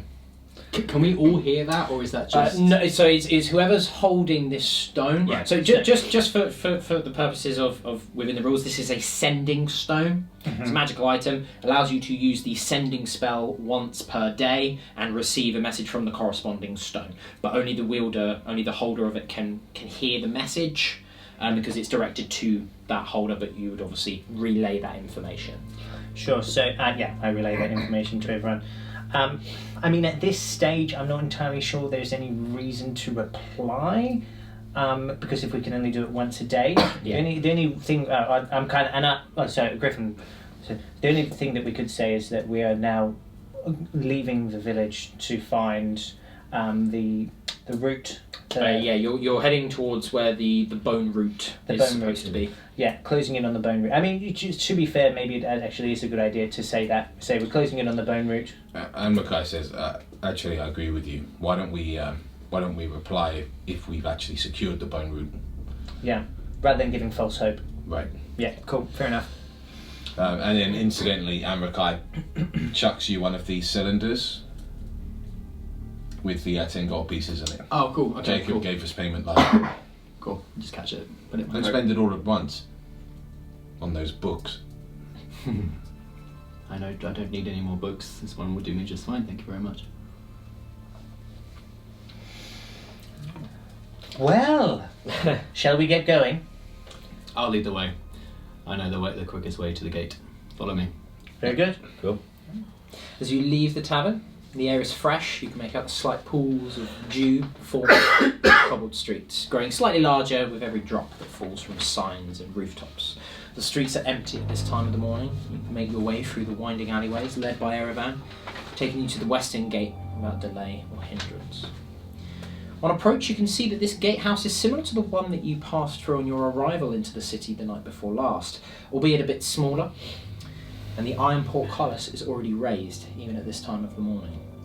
Furthermore, to the right is a short canal, passing through a river gate in the city wall, iron grating raised, a series of lowered stone docks on your right as you approach, boats streaming out and in of the city via this waterway. A steady flow of people enter and leave the city via the main gatehouse, be it atop horse-drawn carts or pushing wheelbarrows, walking by themselves with sacks upon them. Moving past what appears to be a checkpoint, members of the city guard speaking to all in turn.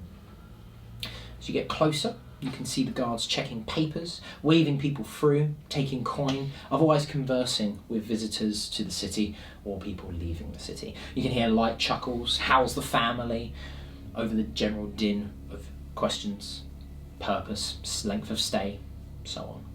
Handshakes, nods of recognition passing between the men and women. And as you approach the side of the people queuing to leave, guardsman making his way down the procession, hand raised, beckons the four of you forward. Yeah. Approach. Papers, if you please, gentlemen. Griffin hands over the employment papers. Thank you very much. Business. Time expected back. A day, maybe more. Our papers allow us 4, though. Am I right? Absolutely. Shepherds. Yes, we're expecting to meet Aid Miller here. Ah, yes, the caravan driver. Well, she'll be out the front, just at the edge of the trade road. All right. Everything seems to be in order. When he says shepherds, Amrakai, he tries to just turn slightly where this huge hilt of Hilandia is. shepherd with a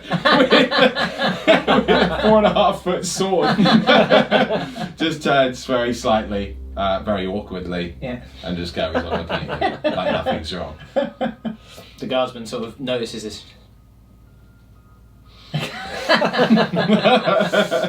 He places a finger on the bottom of the letter.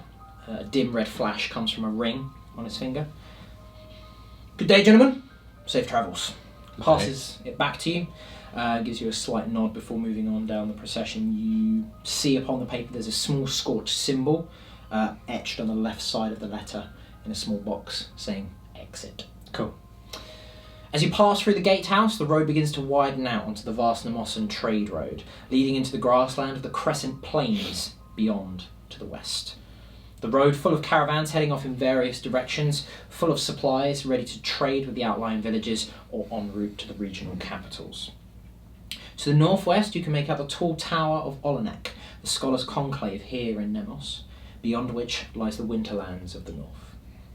In the south, the grassland continues on downwards, curving around the city walls of Greyhold, the snowy mountains of the backbone cutting through the greenery, the vastness of the Baywood still just visible on the horizon. To the right of you is the vast lake connecting to the canal of the city, on the distant shores of which you can see small buildings and the tiny dots of people, a few boats in the middle.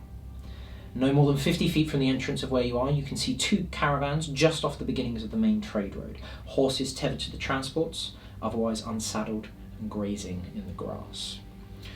The constructs are akin to a large 8-wheeled wagon, about 20 foot long, some 15 foot wide, a large central dip for the goods and supplies in the middle, covered with a linen sheet and held in place with hempen rope. It's ringed by various posts for caravan guard to position themselves, either small ledges that run along the edge above the wheels, or space and railings at the rear and the front. And amongst these caravans are 6 men and women, talking amongst themselves. You can see they're prepping the supplies for the journey, tying ropes, securing crates, checking wheels, and so forth. One of the women pulls a rope taut, leans back, looking towards the city, and clocks the 4 of you. She places her hands behind her head, clicking and cracking her neck. She hops down off the caravan and begins to approach you. Her skin's quite pale, eyes are very, very light, piercing blue. Her hair is shaved short on the sides, but tied into a single ponytail that runs all the way down the small of her back. Viking style. Yeah. There's a thin scar that runs from her chin over her lips to her cheek. She whistles loudly. The rest of the crew begin to mount up on the caravans, gathering the horses and bridling them. She stretches out once more. You hear the clicks of bones, of wrists, elbows. So you're the muscle that Jacob sent me, eh? Alright, well, you certainly look the part, that's good. Ada Miller, if you want to be formal, let's not be formal. Normally, I'd say this was a cushy route. As dour a place as Erenshire is, but I'm sure you've been told that the roads on the way have become a little bit more precarious. Well, I've yet to lose a caravan, and I'd like to keep it that way, so how about you keep your eyes peeled, yeah? No problem. She looks up at the sun, shielding her eyes. Yeah. Is she armed? You can't see anything on her, no. 6 I don't hours to know. get there. If we leave now, we'll get there just about 3 o'clock. Plenty of time for the pub. We appreciate your efficiency. I don't muck about. During this, the horses have been bridled to the caravans. 2 for each one, a driver on their reins, with the crew taking up position on the caravans themselves. Some sat on the side ledges, weapons sheathed, others standing with crossbows or spears at the ready. Ada herself takes up the front position on the lead caravan, the railing situated to the side of the driver. She turns. Hop on, let's go. Right, yeah, Yep. up on up. As you hitch up onto the caravan, they lurch forward, the horses kicked into a trotting pace, the wooden transport shuddering slightly as they leave the rough ground for the smooth stone of the trade road. And they make their way west, towards the Crescent Plains. The first few hours are smooth travelling. The caravans begin to meander and turn down one of the paths off of the main road, hugging the hills of the plains. Thus far, uneventful, uninterrupted, barring a brief stop at a watering station along the road for the horses to break for a moment. It does not take long for this side path to become markedly different to the pristine conditions of the main one. More decrepit, certainly in need of good repair, but the well-worn stone and cracking mortar evidence that the use it has seen over the years. The road winds and rises around the hills of this southern part of the plains, elms and ash trees springing up around the slopes of the hills, the tips of dark woodland occasionally visible from across the hilltops. A further hour of travel through the hills brings you to a slightly widened path with a dip in the hills. Trees are arrayed all around, thicker here than elsewhere, and one of the hills rises up to your left. The trade road continues on, but at the edge of the hillside to the left you can make out a faint dirt road that travels up and into the woods. And you notice a number of broken pieces of wood by the edge of this dirt road. What's with the splintered wood? I sort of say it to Aid. She raises a hand. I jump off the wagon and start to walk just ahead of it. Obviously, I'd have to walk quite quickly, but Okay. Are you heading towards the dirt path or up the road? towards the dirt path. What's your passive perception? Passive perception. Yeah. So You've passive never asked me that perception before, sorry. is 10 plus your wisdom modifier. Okay. And if you're proficient in perception, you... Which I am. Yeah. So basically, passive perception. I don't think it's something that I've discussed with you guys Never before. asked me that. So basically, passive perception is something that is always on. So it's essentially, as its name implies, represents how alert your character is at all times. You can generally almost never roll below this. Okay. It's to represent the fact that if you're actively looking for something, chances are you would have noticed this thing anyway. Okay. So your passive perception is... So I've got a wisdom modifier of 1, so it would be 11, and I am proficient, so I add my proficiency, which is +2. Yep, so it would make your 13. passive perception 13. Yeah. So if, let's say, just for argument's sake, out of game, a little bit of rules here, if there was something that I was trying to do that required a perception check of 12 or more, you would automatically notice it when it becomes relevant. Sure. In this instance, you notice that there are a number of fresh footprints in the mud and dirt at the base of the path that begins to head up. Human footprint. From what you can make out, yes. Okay. So How recent would I expect that to be? Within the last 24 hours? Easily within the last few hours, yeah. People have been walking here. How many can I count? They intermingle quite a bit, Okay. but upon further inspection, you can see that there's a number of caravan tracks and hoofprints that make their way up as well. Caravans have been up this road. 10, maybe 15 people, I don't know, maybe more. I sort of called back to aid in the caravan. It's not the path.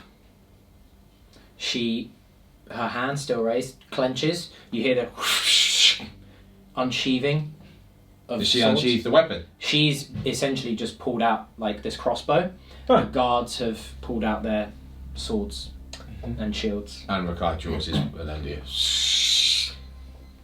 Griffin just kind of rests his hand on top of the hilt. Yeah. I want to try something here. What is it? So, I imagine for the last...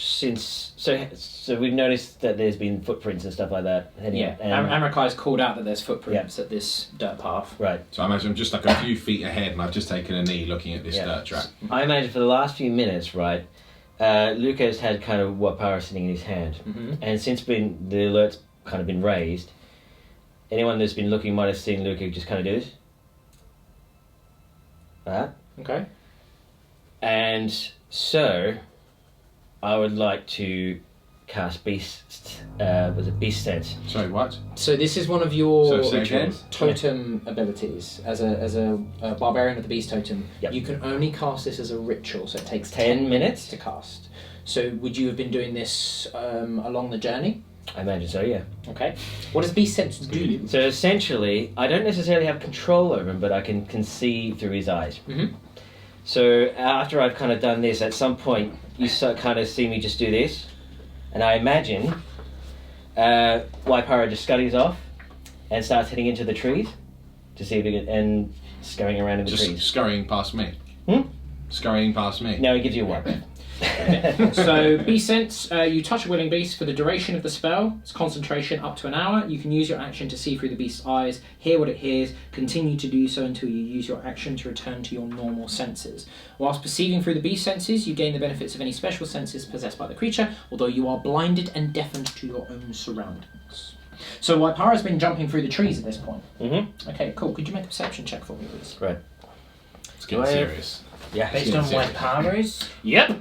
It's Waipara's senses. But what's his sense? I will determine that because there is no stat block for a monkey. So that's a 14. And I have perception taken. You're not Waipara. Yeah, but Waipara, this is It's what I mean. Waipara. Oh, yeah, true. Yeah. I So 14. imagine a monkey would be quite perceptive. Yeah, Surely. yeah, most animals are. Yeah. Are there To tall stay trees alive. around us?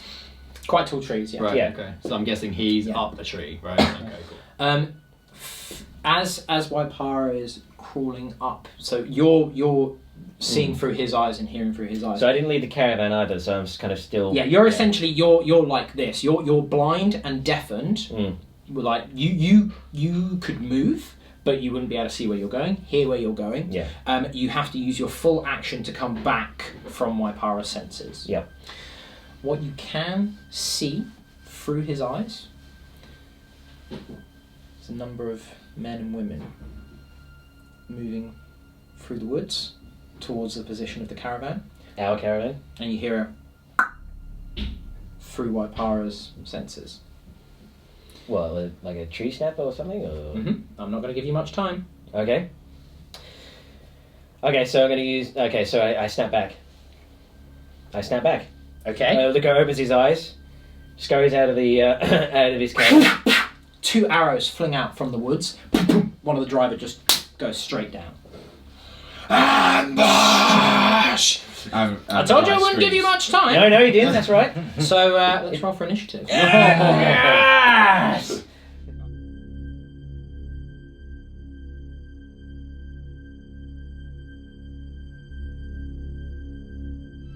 So battle is joined. We have our arraignment set up.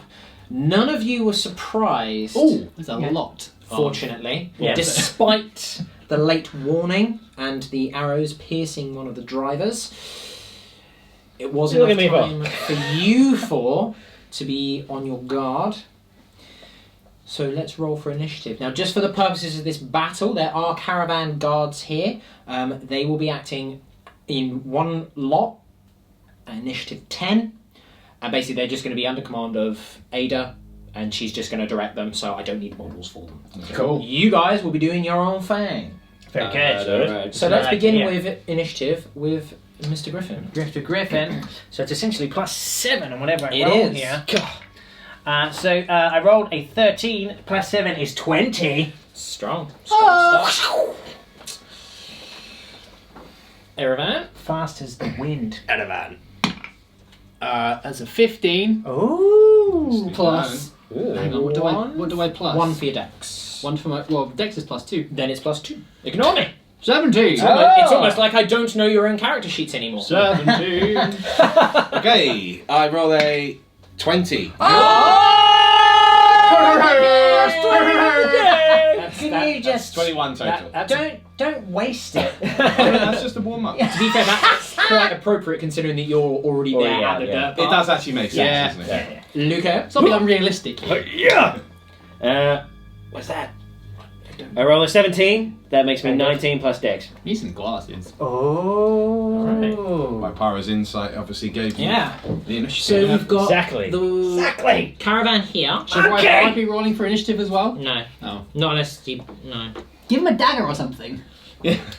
Monkey fight. Oh, can we train the monkey? Yeah. Anyway, that's another day. That's some downtime activity there. Episode Okay, 83. first batch. Waipara. Beard. Rise of the monkey. Yeah. Wrong one. Literally, my God. Sit back. One of those guys. Running around. Little Lance. Monkey assassin. Fight. That's pretty good. Yeah, that's pretty good. And you can level up and stuff. Okay, so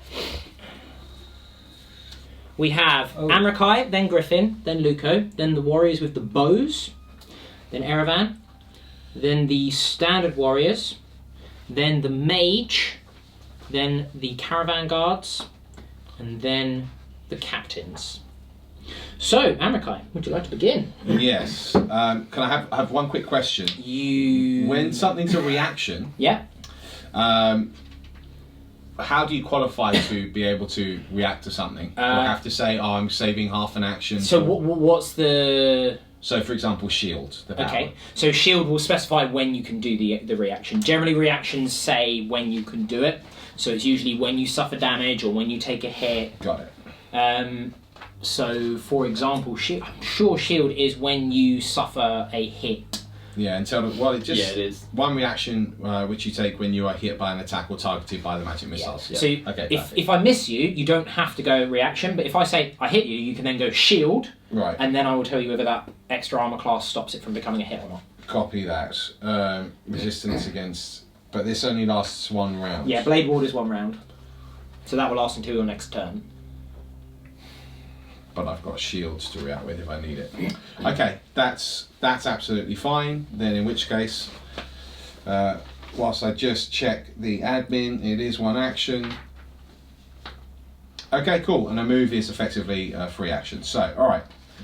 But it's a move action. It's a move action, yeah. Okay, right. Amrakai is going to go on the move. So let's have a little look at the battle grid. Wow, there are a lot of folks there. Yeah. That's a bit of a problem. Okay. Amrakai charges. Okay. Wow. Then he...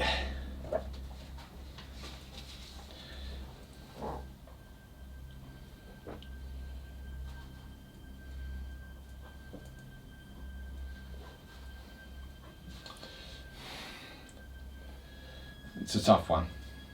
Tactical combat! So. The anticipation is killing me. The anticipation's killing me. Just take his head off! Cut them with your sword. Okay, this is cut them with my sword. Right, this is what I'm going to do. So Amrakai starts. He sees them. These arrows whistle past him, and he hears the dull thud into the wet meat of this man, and he has like a whimper, and he slumps off the caravan. I hear the heavy thud on the ground behind me. I don't even need to look behind. Mike, what was his name? Doesn't matter. No, it doesn't. Oh. Yarrick, alas, poor Yarrick, was slain as he fell from the caravan. And Amrakai immediately gets up off of his knee. Elendir is out. He puts the blade of Elendir just gently into the soil, and he starts running. Anime style, the sword just dragging behind him into the soil. The purple stone on the hilt of Elendir starts to glow, and by the time he reaches his destination, which are these 3 thugs in front of him, he slides the blade up out of the soil, and crackling behind it is this wave of thunder, and then literally a crater appears in where Amrakai is standing, and this electrical discharge of lightning just crashes out from him, and I cast Thunder Wave. Oh. You're all dead. That's it. Yeah, I'm just dead, yeah? You're dead. Oh, Great session, everyone. That's what it says. Is that how we're Rules. DMing it? Yeah. Alright, cool. Right. Yeah, so it's a 15-foot cube, yeah? It is a 15-foot cube. Yeah, so specifically. it'll hit all 3 of those guys. That's right. And it You've is got to take a Constitution saving throw. It's instantaneous. I don't need to roll anything for it. Okay, so the bow guy... what is your spell difficulty? Now that is a very good question. So it is 10 is the base, right? 8 is the base for difficulty. 8 is the base. So Okay. it's 8 plus your So proficiency. plus intelligence, which is 2, so 10 plus my proficiency, which is 2, so 12. Okay, so the bow guy passes, the dagger guy fails, and the guy with the gun also passes. Cool. So, on a failed save, you take 2d8 thunder damage, and you're pushed 10 feet away from you. Now, I'm guessing since that goes off the board that you die. No. No, it would basically push them back into like the into the. Oh, you mean sort there's a of- real world outside of this grid? Yes. Okay. Into like the wooded area. Okay, and it's That's pushed 10 feet okay, away that's from fair. you. On a successful save, the creature takes half as much damage Okay. and isn't pushed. So you roll 2d8, and then we'll apply some damage. In addition, unsecured objects are completely. But I don't assume that we have an issue. with that. Not unless you did that on the caravan, and then there'd just be boxes flying everywhere. No, yeah, I did that away from the Sweet. caravan. Do I get to add any the proficiency or No, intelligence? all bonus? magic is just pure It is dice what it rolls. is, right? Yeah. Okay. So I roll a 4 and a 3, so 7. Okay, so 7 points of damage to the guy with the daggers, and then the others will take half that rounding down. Sure, say 3. So 3 points for him, and it was 3 points for the bow guy. Okay. But they are all pushed 10. Oh, sorry, the one that. Yeah, only the one that failed failed. pushed 10. So he's essentially just off here back into the woods Sure thing. for now. Cool. Anything else that you would like to do? Well, that is one action. Yeah. Do I get? I can't do anything else. If you've got bonus actions, things like that. Oh, I could do like an action surge. Yeah, you could do. I'm not going to do that at this time. Okay. Griffin, then it is your turn. Cool, very good. So, let's have a look here. So we want, it's 6 squares? 6 squares, you can move. Okay, so that will put me in contact with this guy, Mm-hmm. because that's still contact, isn't it? Yeah. Yeah, very good. So, Griffin, agile as always, the arrow goes straight past him. Enricai's already off. He sees this electric explosion happen, and Griffin's literally just flies off in the air, pulls the Dawn of Haynod out as he flies with it, hits the ground, skids through the dirt, puts the Dawn of Haynod down, and he kind of comes up through the dust storm, uppercut, like an upward stroke through this bandit here, and cleaves him in half. Yeah. I mean, you might. Well, we'll see. Yeah. So I rolled a 7 plus my dexterity of 4 makes an 11. As they're bandits, probably they don't have very much stuff 11? going on there. 11, you say? It would have been 7 plus 4 of my dexterity is an 11 because I don't add charisma to this. No, you don't. No. But that is a hit. Yes! Yeah. So, it's not a critical hit, so that's Nope. 1d8 plus 2. Oh, it's only a 2d6. d8. It's not a sneak attack, right? That's what I'm just checking because you're a swashbuckler. It's been a while since Yeah. I've played, Yeah, it's so it's just refreshing it. Because I know that normally if you're a rogue, you need to have either advantage or a friend nearby. Yeah. If swashbucklers get something else, I'm sure you're right, and you don't get it because he's got a mate nearby. Yeah. And that's like he's not Yeah, isolated enough. I think for now you. if I'm 1-on-1, I always get it now Yeah. because I had not fancy footwork, You but don't something need else. advantage on your attack roll to use your sneak attack against a creature if you are within 5 feet of it. No other creatures are within 5 feet of you, and you don't, so you do get it. Oh, so I do get if it. you'd have moved, Yeah. if you'd have gone here, you wouldn't have been able to get it. Right. It's But you planned it. It's Yeah, it's I like did. I guess Obvious. it's to represent you going. You found like the spot. You know that you've got this safe spot to do it because someone Yeah. isn't going to come in and like catch you off guard. So you Exactly. can almost just Yeah. go for it. Yeah. So the dust was like the Yeah, you could. the cloud that I put there. Okay, cool. So, So, yeah. d8 plus 2d6 damage. Yep. Good night. Okay, so that is I roll a 5 plus a 5 plus a 2, so that's 12. Mhm. And then what do I add to Your that? dexterity. Add my dexterity plus 4. That's 16 points of damage. Oh. I cleave him in 2, No, you right? don't. What? A massive gash does appear across, like sort of through the tunic. You can almost see the leather tunic just sort of split and buckle. Yeah. Red begins to seep down. He takes a step back, lurches forward. Wow. Tough. He's a tough guy, but that's fine. You'll get it next time. Yeah, exactly. Anything else? So I now get an action as well. Well, that is your action to attack. No, but I get a bonus action to You can use move, your right? bonus action to dash, yes. Yeah. Which would Um, give you another 30 feet of movement. So that's Cool. another 3, right? And with your fancy footwork as a swashbuckler, He can't get an he attack can't of advantage attack of on me. opportunity as you move out of his space yet. Sure. So what I will do is I will go... so that's 10. 20, 30, is that right? No, so it's every other. So that would be 5. So when you moved over here, how did you move? You I went in a switched- straight I went line. straight, So yeah. that would be 5. Then that would be 10 instead of 5, and that would be 5. So it'd be 5, 15, 20, and that would be 30. Okay, to go cool. in a diagonal like that. Yeah, cool. So Every other diagonal you move is an additional 5 foot of movement with grid combat.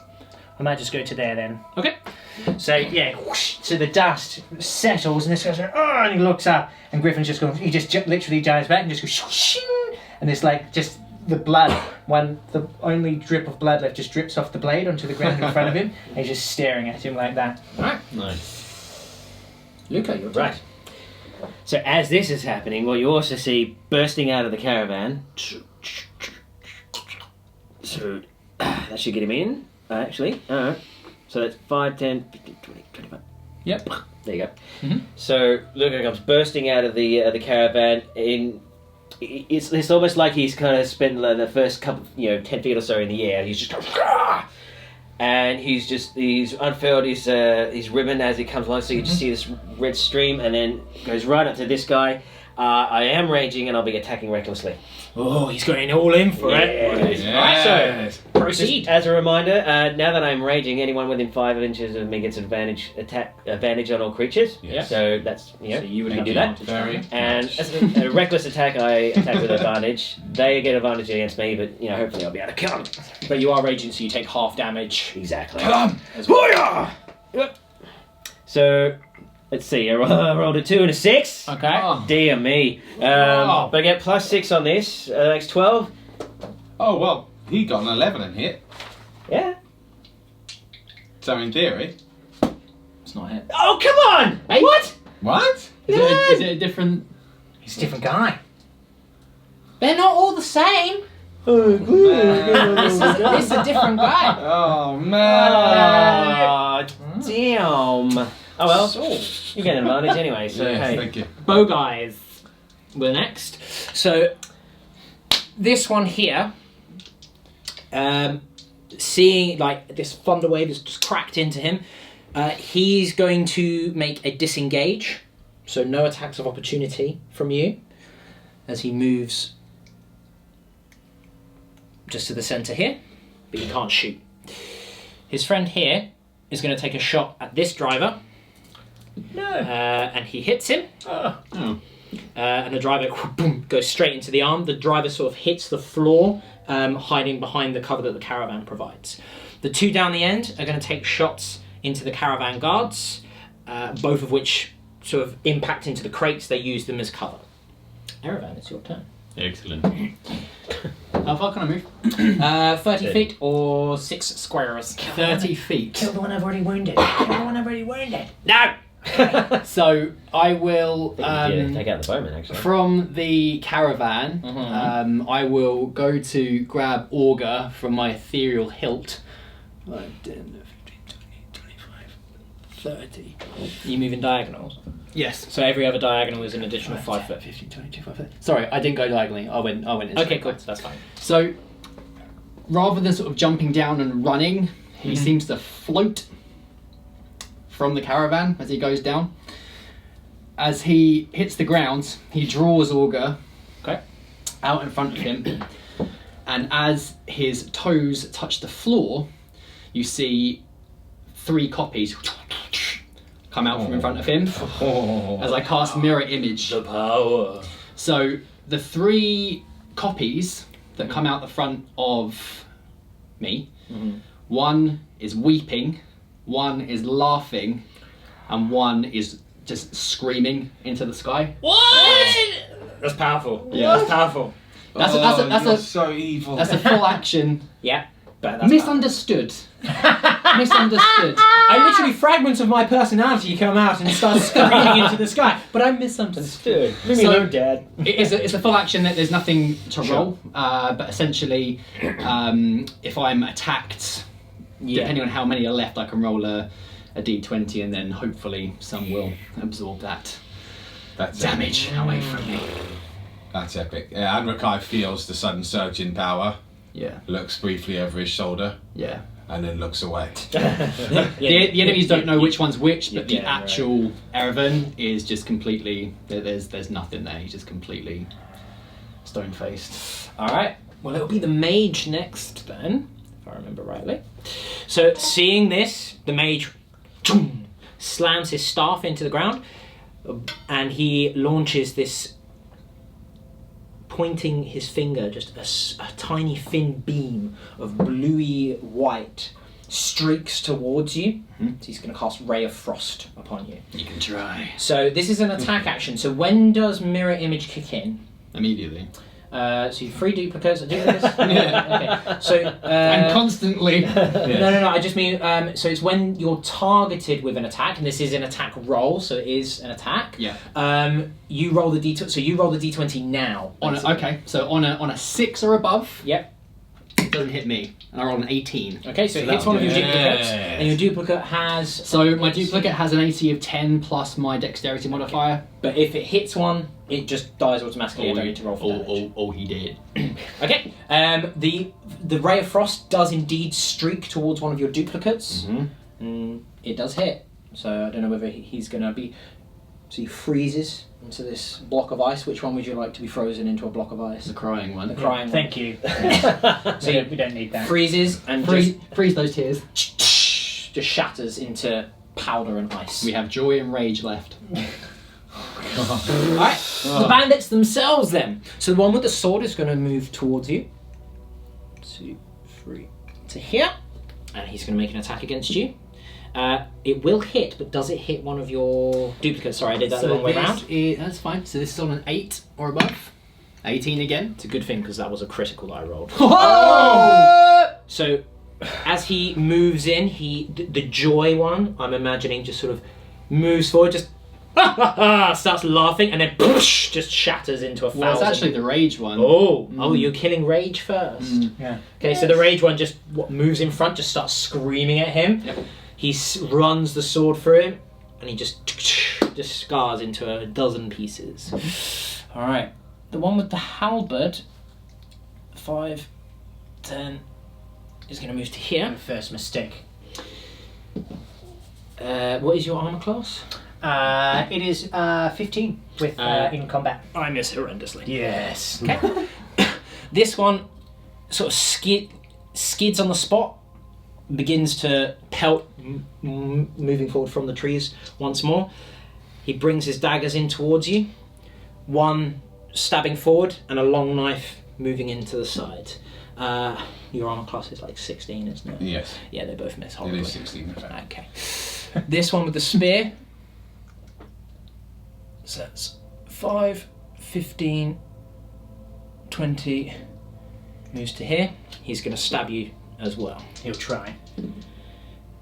He misses. Yes! And then finally this one here moves up to Luco. And this one's with advantage, yes? Because you recklessly attacked. He does hit. So he brings his sword in. His dagger then sort of flicks out. That one misses you, but the long sword pierces through your skin. And you will take 6 points of damage.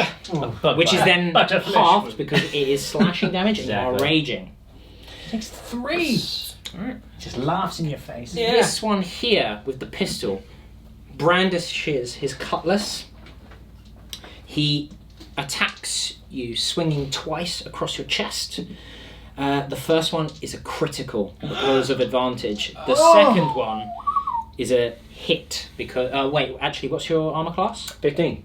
It is a hit. So one critical and a hit. A critical? Jeez. Don't do that, man. So you will be taking Knock it a off. grand total of 17 points of damage. But it is halved after all. Right, so Round it down. so round it down. Eight So points of 8. damage you take. Okay. He then flicks on the spot, and so he's slashed away, shoots through the gap towards Amrakai. Now this is at disadvantage though because I'm using a ranged attack with someone within 5 foot. Okay. And he misses either way, so it doesn't matter. And then finally this one here, he moves round to Amrakai, hefting his great sword high, and misses as it clangs off of your armour and you deflect the Jeez. Amrakai, it is your turn. Right, so Bandits, there's eh? been a lot that's just happened in that like 6 seconds there. I The imagine field has exploded. Yeah. the knife fighters come in, Amrakai's deflected both with Elendir. Then as the shots come through, it's just whistled past his head. And then as he turns to raise his blade to deal with this new threat, this other attacker with the sword has come around to try and attack him from behind. Amrakai puts Elandir behind him, Jedi style, to block the blade from behind.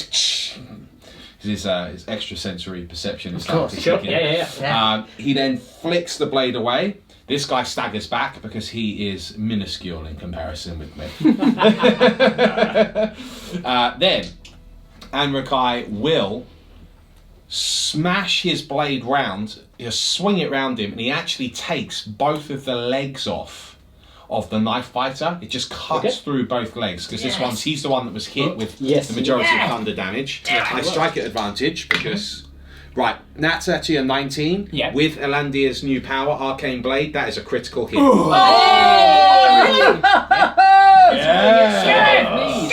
So everyone's weapons has an ability as they level up. It's different for each of them.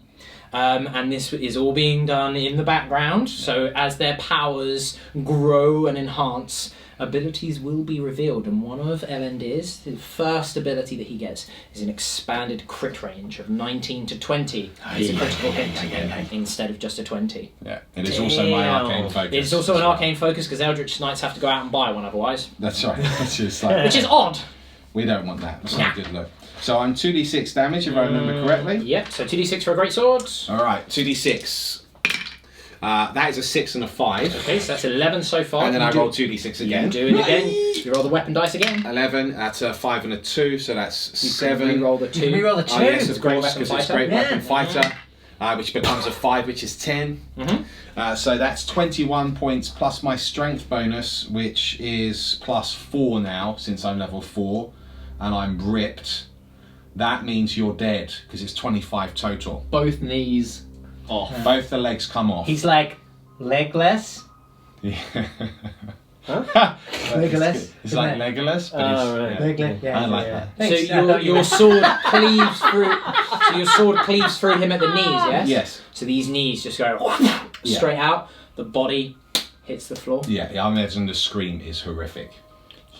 He dies from shock and blood loss moments later. However, it doesn't end there, because then I continue to swing the blades, and I use action surge, and I bring it right up through The knees? the groin, and then torso of the one that just tried to shoot me, and of course attacked successfully Luco, because I see that Luco's just been wounded. So again, I strike at advantage. Yes, you do. So 2d20, this will be another critical. It's not quite a critical, but it's 12 plus my proficiency, which is 2, plus my strength bonus, which is 4. So we're looking at 16, 17, 18. That's a hit. Okay. Damage. Now this one's also been wounded by the thunder wave, but not quite as much. No. I roll a 3 and a 1. I'll re-roll the 1, which becomes a 4. So 4, 5, 6, 7 plus strength bonus. That's 11 points of damage. All right, nice. Is he still alive? He's still alive. Despite the thunder wave from last turn? Yeah. I think I definitely deserve 2 kills. You practically just one-shot a guy. So it doesn't cut him in half, but I imagine I slice You've up his lost torso. some of the movement, the force from the blow, but yeah. All right, cool. That's me. Anything else? I can't do anything else now. Griffin? Okay, cool. So just wanted to, because of fancy footwork, I can disengage from an attack and not get attacks of opportunity against me, right? From that one person that you attacked. If you want to move back fully, you have to use the disengage action, which would be your bonus action, your cunning action. Right, so I could use a cunning action to disengage. To do, now so you could go cunning action, disengage, stab someone, and then just move away and be like, "Nah." Yeah. So could I? So what I want to do is Yeah. I want to use my cunning action to disengage here and fling around to get back to the guy that I've already mortally wounded and Okay. then attack him. Is that possible? Yes. So if you went disengage, you would essentially just sort of as you move away. Yeah. You could then go 5, 10, 15 to here. Stab him. Because you've then stabbed him as part of fancy footwork, he wouldn't be able to attack you as you move away. Even though you're within 5 feet of him, you're already disengaging, and you're already disengaging anyway, so even if you didn't attack him, he couldn't do anything to you, and then you could move away further if you wished, because you've got 30 feet of movement. Yeah, cool. What That I might attack will be an advantage too. What I might do, well, it would be if I moved to here. Because not advantage, but then I would get my sneak attack if I moved to there. But if you move, 5. if you move there, here, you get advantage because of Luco's raging. So the choice is advantage or sneak attack. Then. The choice is advantage or nothing. Well, but if there's no within 5 of me, But if you have advantage, you I automatically get it anyway, sneak right? attack. Okay, cool. Very good. That's what I'm saying. Okay, boom, boom, boom. So that's what I do. So these two helmets come in, and so Griffin, like the first one comes in, Griffin parries that one off, and as he spins around, the other one kind of goes to stab, but he's not there. He's just spun around, and as he spins round, he then drops into this low stance and just goes whooshing through this guy's ear.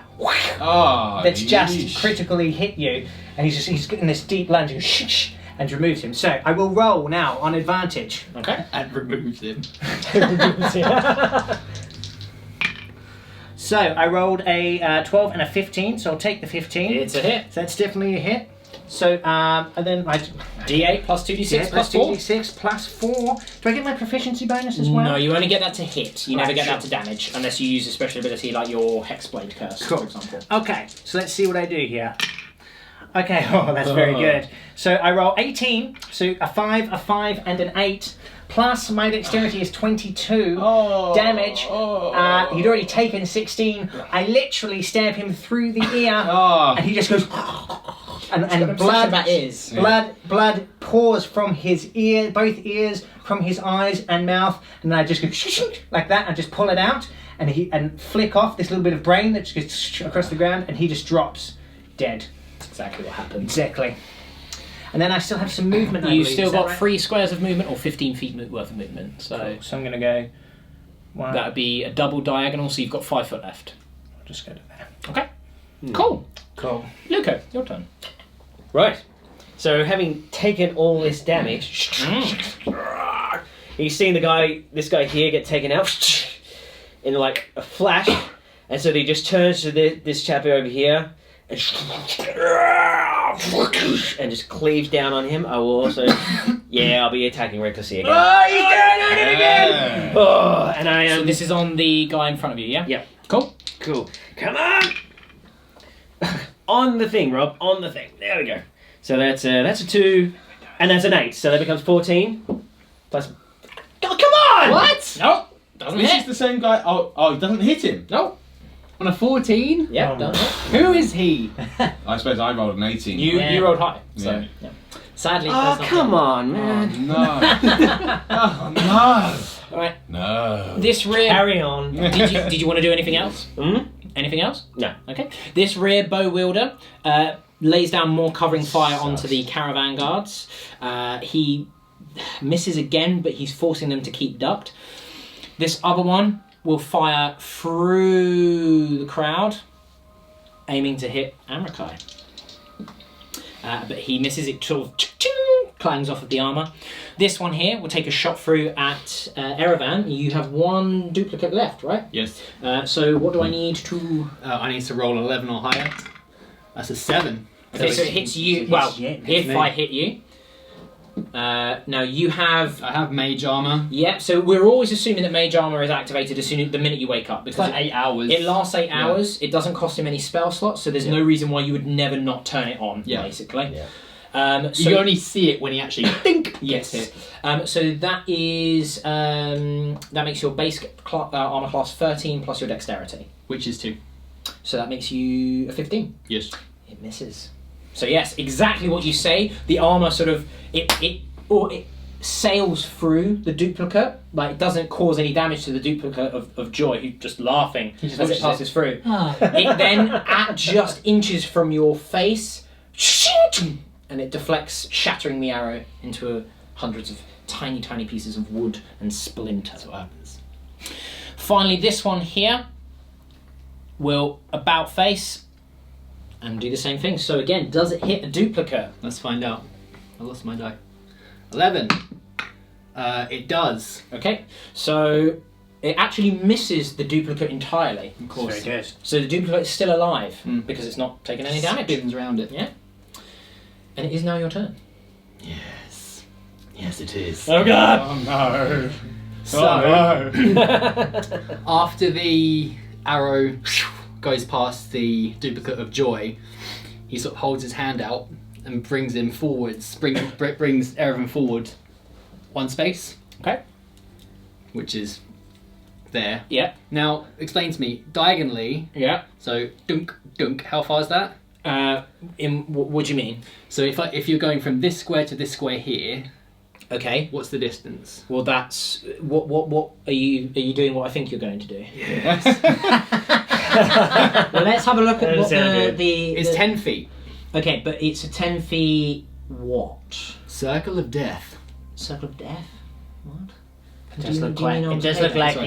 he's got a quite circle. So 10 foot radius. 10 foot radius. Yes. Okay, so it affects 10 foot around you, basically. You are dangerous. So it would be. Yeah. Oh, this is perfect. Yeah. No, he Yeah, should so just because a miss radius is half a circle, isn't it? So it's going to go 10 foot, 10 foot, 10 foot, 10 foot. Basically, this up to. Oh, it's perfect. It's going to hit everyone apart from you. Yeah. Everyone fair. apart from my friends.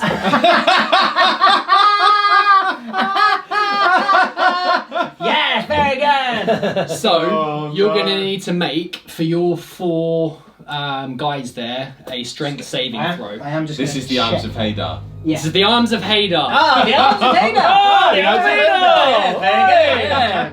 It was powerful before, but now I'm second level.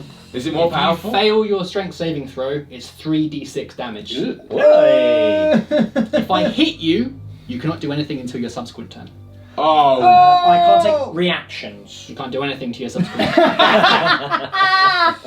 Apart from dribble. Yeah, 10 foot radius. You battle So all these, creatures what is it? 10 These foot. black phantom arms then So, come out of the. Yeah. So what happens? Strength save, yeah. Sorry? Strength saving throw, you say. Yeah. So do you want to describe this as I roll do. it, just so I do that I indeed. can? So drawn forwards by the duplicate, which is representing Joy, he places himself in front of the archer there. Augur is placed gently into the ground, and with his gauntleted hand, he draws a familiar glyph into the ground in front of him, and sort of gracefully brings his hand upwards, and you hear reverberating from Augur this beautiful, beautiful sound, like a bow sort of drawing against a violin, a very beautiful, like major note. And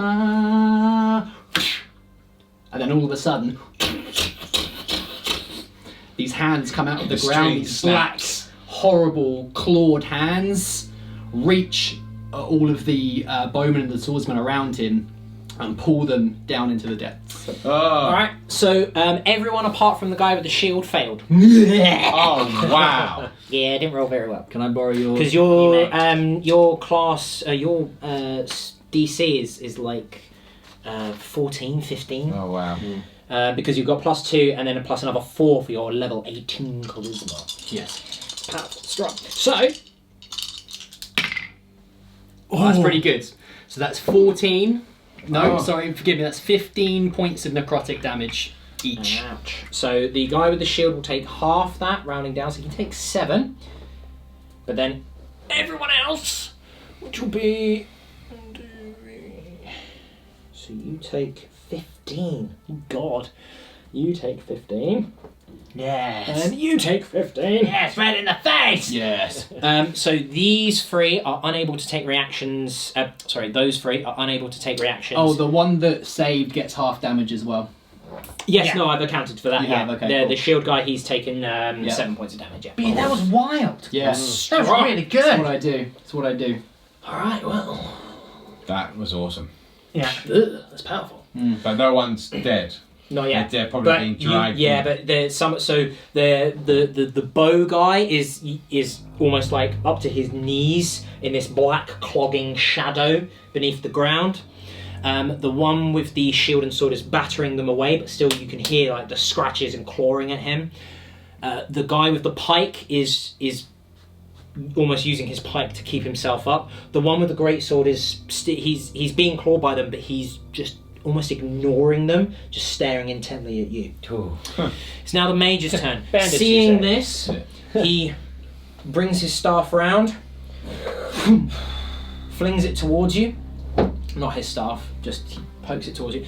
And 4 balls of energy. No, not the balls. Oh, The amount of times I've been killed by those balls! As a magic missile streaks towards you. So All you right, will, all 4 of them will just impact. They'll just completely bypass the mirror image and impact you directly. How? Yeah, auto hit. Because they just auto hit. Yeah. Yeah. Not by mirror image. No, you will take 13 points of force damage. Oh, you Unlucky gross. for some. Yes. Yeah. Interesting. He will then remain exactly where he is. Honestly. The bandits themselves will then continue to attack. So this one here, seeing this ball and where the clawing energy has come from and has emerged from, he about faces, moves towards you, it just brings his halberd straight into your side. Does it hit your image? Which one is this? This is the guy with the halberd on you. Okay. I think I called it a halibut before, which is a fish, right? It hits me. Yes, it is. It does hit you, but it doesn't because I did not roll high enough because of your armor class of 15.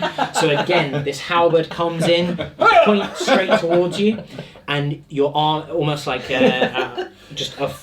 exactly where you need it, just forms round. No other sort of armor piece, but it's just the faded off edges of almost like a full suit of plate mail. This one here, all about face, coming to assist his companions. Oh, no. Catching you right in the back, Luco. Oh, no. With advantage, he does hit, I tried to help Luca, I tried. but you only take 2 points of damage. It's a laugh. Which is that halved. slashing? Yes, it's only 1. Yeah, because it's piercing damage. So what damage wouldn't he take? Just curiously. He would have taken 2. Yeah. No, what I mean is what damage is... Because he takes half damage on like piercing, slashing, And bludgeoning. Yeah. Yeah. If he went Totem of the Bear instead of Totem of the Wolf, he would resist all damage apart from Psychic. Which makes him probably one of the best tanks in the game, but he's decided to go for utility of helping the group, which is far more fitting of the character. Way better. Yeah. Way better. Never change. I don't think you can Well, I don't change know. it. I don't think you can change it. Or didn't? Never mind. We'll get to that later. You don't have to stick with the Path of the Wolf as you level up. That's what I thought. Yeah, but you can't change your first path. Oh, right. Anyway, that is them. So now finally the caravan guards, because they were surprised last round, that's why they didn't attack, and they were taking cover. Crossbows come up, boom, boom, boom. Sick. Ada basically pointing towards the bowmen that are pinning them down, and crossbow bolts will fly straight towards this rear mage. 2 of them impact him with great force. Yes. And he takes quite a bit of damage. Is he dead? He's not dead, but these bolts have gone almost into his gut. He's winded and begins to edge away. Good. Ada herself then pulls out essentially a hand crossbow and fires off 2 shots from this. Wow. One of which hits the mage and deals further points of damage. Nice. Alright. And then finally it will be the greatsword and the pistol, the leaders. So the greatsword guy will swing his mighty sword down into Anrakai. Yep. Parry. Straight away. His second blow, running off of this, goes for a gut thrust, and this one misses as well. Yes. Yes. Finally, this one here, he clinks out a shell of his pistol, tucks it away, brings his sword, his cutlass round, 3 attacks upon Luca, and these are all with advantage because you 3? attacked recklessly. Of course, he did 2 and a pistol The shot. first one misses because of your high armor class. The second one misses, and the third one also misses! I got nothing! You got nothing! You can't see me! He's terrible! Oh no! Oh no! Nice. Nice. Okay, right. We appreciate that. Anrakai, your turn. Okay, so the one with the pistol, which is, really putting pressure on Luco, and it seems like Luco's actually really on the back foot, and then just a whirlwind of spears just deflecting this. Anrakai has this feeling that if Luco's guard drops once more, that this cutlass might come through and skewer him, so he just hefts his sword around, and like the hound does to the guy which attempts to attack Cersei's daughter Yeah. in Game of Thrones when they get attacked in I know. he Mind- just mind your lifts language him now. up. I know. This is a family show, right? With blood and guts everywhere. I drive the sword into his gut and just lift him up, looking at him, and he lets out a horrible scream. And I do roll a 16 out of mine because I've got advantage. That'll be a hit. It's a hit. So he's already badly wounded from the last smash that he's received. I re-roll the 1. Right, that's a 6 and a 4 becomes 10, plus my strength bonus of 4 becomes another 14 points of damage on him. Ooh. Okay. He's not dead. This guy with the pistol's not dead. He's not He's dead. taken 14 plus 16 plus 3 points of damage He's so not dead. far. These aren't bandits. He's the leader. He's the bandit leader. Griffin, it's your turn. Yes. Well, unless you wanted to move or anything. Or So- bonus action, anything. Well, it's a bonus action you can't use for an attack. You can do it like to speak or... I mean, moving would literally invoke 3 attacks of opportunity right now. Yes. So... And I can't cast any of these powers as a bonus action. Sadly not at the moment. So... No. Unless you got spells that can be cast as a bonus action, but I don't think you do. No, I've got I don't think Magic they- Missile, Thunderwave. Yeah, they're all done as they're one all action. actions. So no, there is nothing else I Alright. can do. Griffin. So what? So did you say you've skewered him? Yes, I have skewered him, and I thought I lifted him up, but I imagine it's gone like Lurtz now. I do stab him in the gut, and he just holds the blade. This guy's obviously a tank. Yeah. Yeah. Like, even Really? Arakai's surprised. So Yeah, it's like so- when Aragorn stabs Lurtz and he's still standing, you're like, what? He brings you in. Yeah, so that's what's happened right now. Yeah. So that's happening. So he's pulling himself in. Yeah. But then suddenly he kind of stops dead, and you didn't even see it. It was so fast. But the Dawn of Hainault has literally slashed through his neck, and his head falls from his shoulders. Oh, wow. Are you sure you don't want to stab him in the ear? 100%. I've already done that this battle. Oh, I don't need to do it again. Yeah, No, it's it's once you. per turn. Variety. Alright, so I get advantage. Yes, because you're within 5 foot of Luca. Yep. Yep.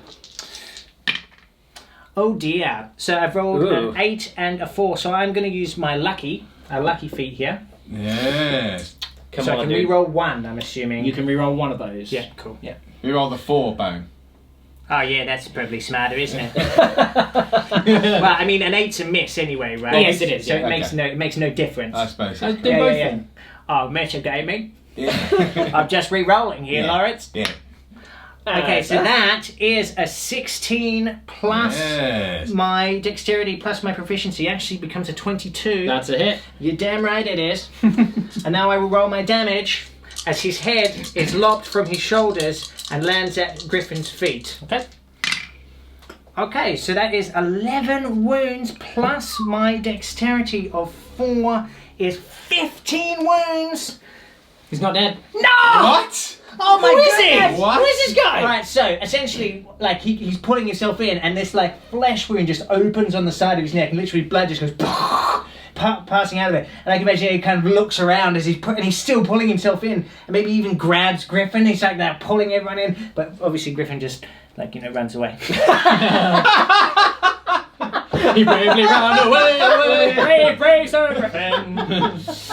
All right, Okay. cool. Wow. Your turn. Jeez. What way did you move? You've just moved way over there, yeah. Yeah, Yeah, right, no, yeah. he's literally just. Oh, you're in the corner. You've Alright, got to cool. kill this Yeah. captain. We got to kill this guy. So, Luca, it is your turn. yeah, so he's just taking damage from Griffin. He's guy's a boss. been stabbed by Enrikai and he's kind of dragged himself in. I imagine he's looking at Enrikai, he's taking the damage from Griffin. And then Lucas just went, and he's like that. I knocked out my, headphone because of that, because I was so excited. That's how you do it. Yeah.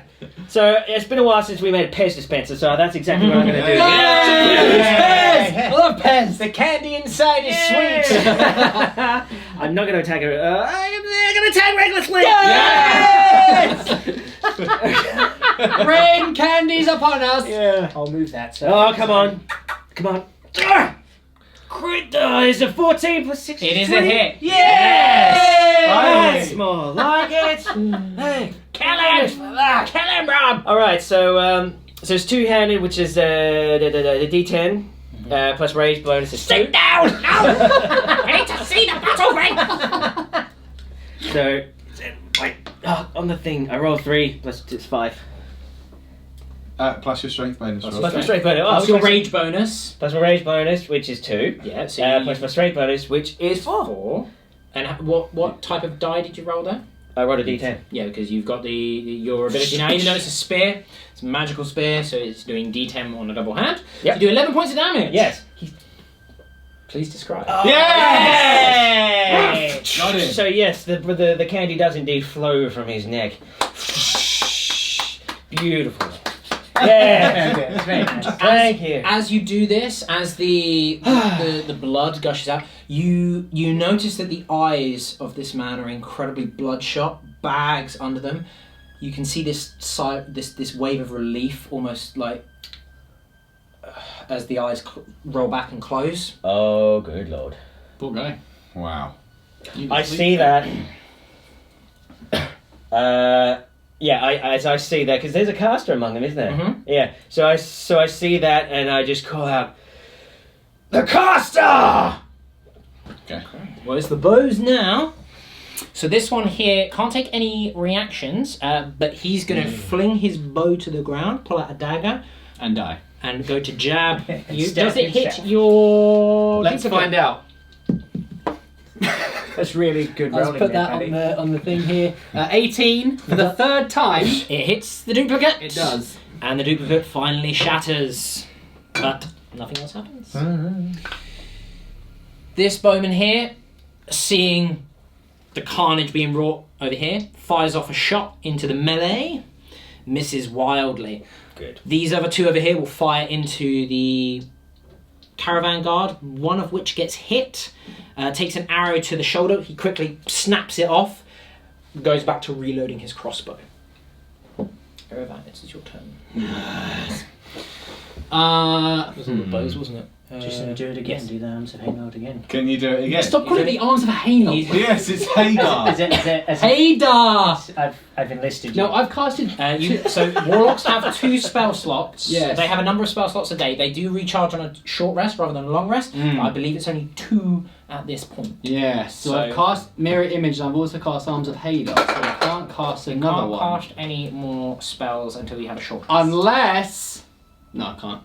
So, is there any way I can attack twice? Yes, it would be called cheating. Not yet, no. So Right. you can't cast Armor of Fate. Is it a first level spell? Arms of Haydar? Yeah. I can't cast it again. I can only cast 2 spells He per could short cast it rest. twice per day if he wanted to. Oh, okay. Yeah. Because warlock spells work very differently to Right. normal wizard spells. He's always at the highest spell slot that he has, Right. but his spell slots are usually vastly reduced in comparison. Sure. But they also restore quicker. Right. Okay, so what I'll do. So I've lost my last mirror image. Yes. Okay. Okay.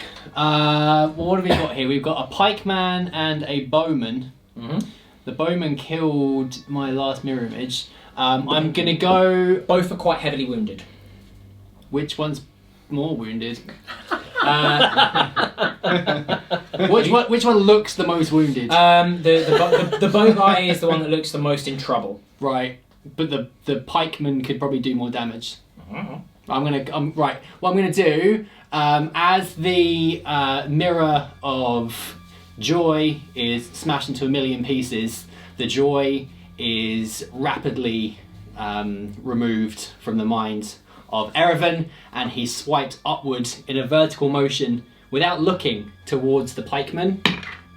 On an 11 plus my charisma, Yes, because you're a hexblade, so you can add charisma instead of strength or dexterity. which I will, which is plus 4. That's a 15. Yeah, plus the 2 for your proficiency, so 17. That is indeed a hit.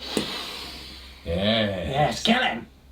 I can't remember what I roll now. It's a D8 if you're rolling it single-handedly, which is what it sounds like you're doing. No, I'm doing it double-handed. I wasn't Clearly, you're looking. doing it double-handed by doing this. I was doing it double-handed without looking. Okay. Which is a D10, It's right? called like Yes. baseball. D10? Yeah. Yes, a D10 if you're going to double-hand it. Okay, that's a D10. Well, I am far too generous sometimes. That is a 10! Yes. You add your charisma bonus to that. Which is 4. 14. Please describe. Yes. So, with both hands clasped tightly, very tightly, around Orca, The blade streaks through the ground as the last remnants of the shards of his duplicates fall to the ground. And a quick arcing motion, the blade goes from groin to forehead and just falls apart into two pieces. Alright. Yes! As the mage then. Inco. Seeing this carnage happening, He runs. he looks around, he pulls out a small horn from a pouch on his side. Uh-huh.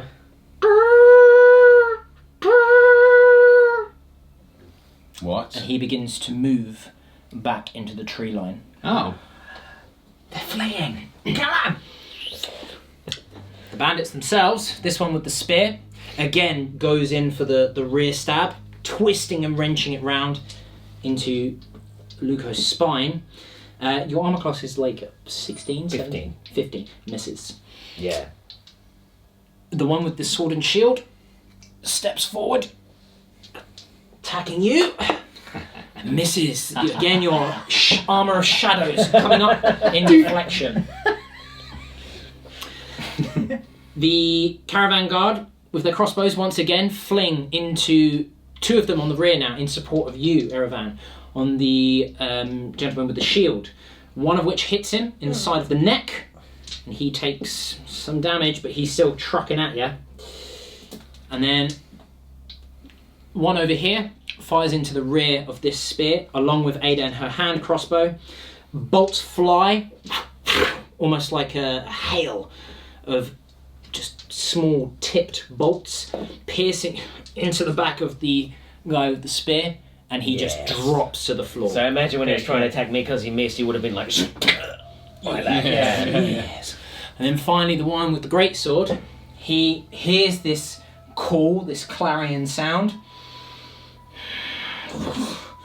brings the sword in front of his face. This is the one that's been dueling with me, He's right? going to make a disengage action and slowly edge back towards Coward! the edge of the I field. shout it at him Back. as he falls back. He doesn't reply. Doesn't. It is your turn though. Okay. Jason! As he falls back, I say, coward! And because we've had this like parrying thing going on, I charge him, full belt. Got the smoke come up at the same Oh, time. yes. My God.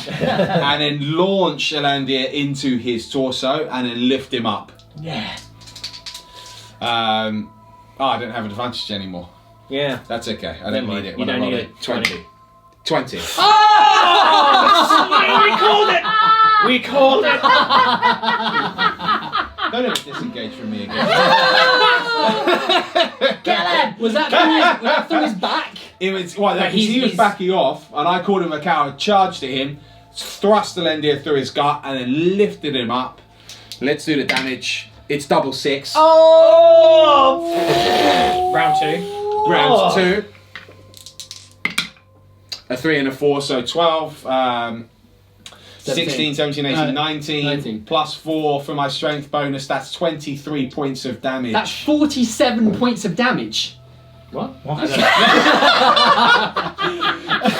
You know what that is?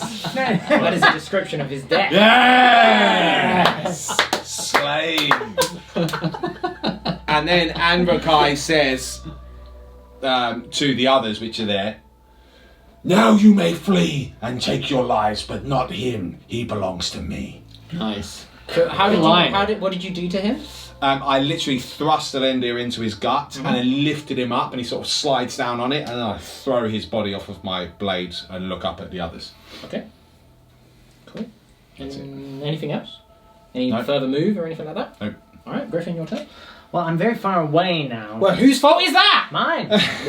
But I'm also alive. I seem to be dying a lot recently. But I can move twice and still attack using my... If you dash, you make a 60-foot move instead of 30. And I can You can still attack, yeah, because Yeah. you're using the dash as a bonus action being a rogue. Right.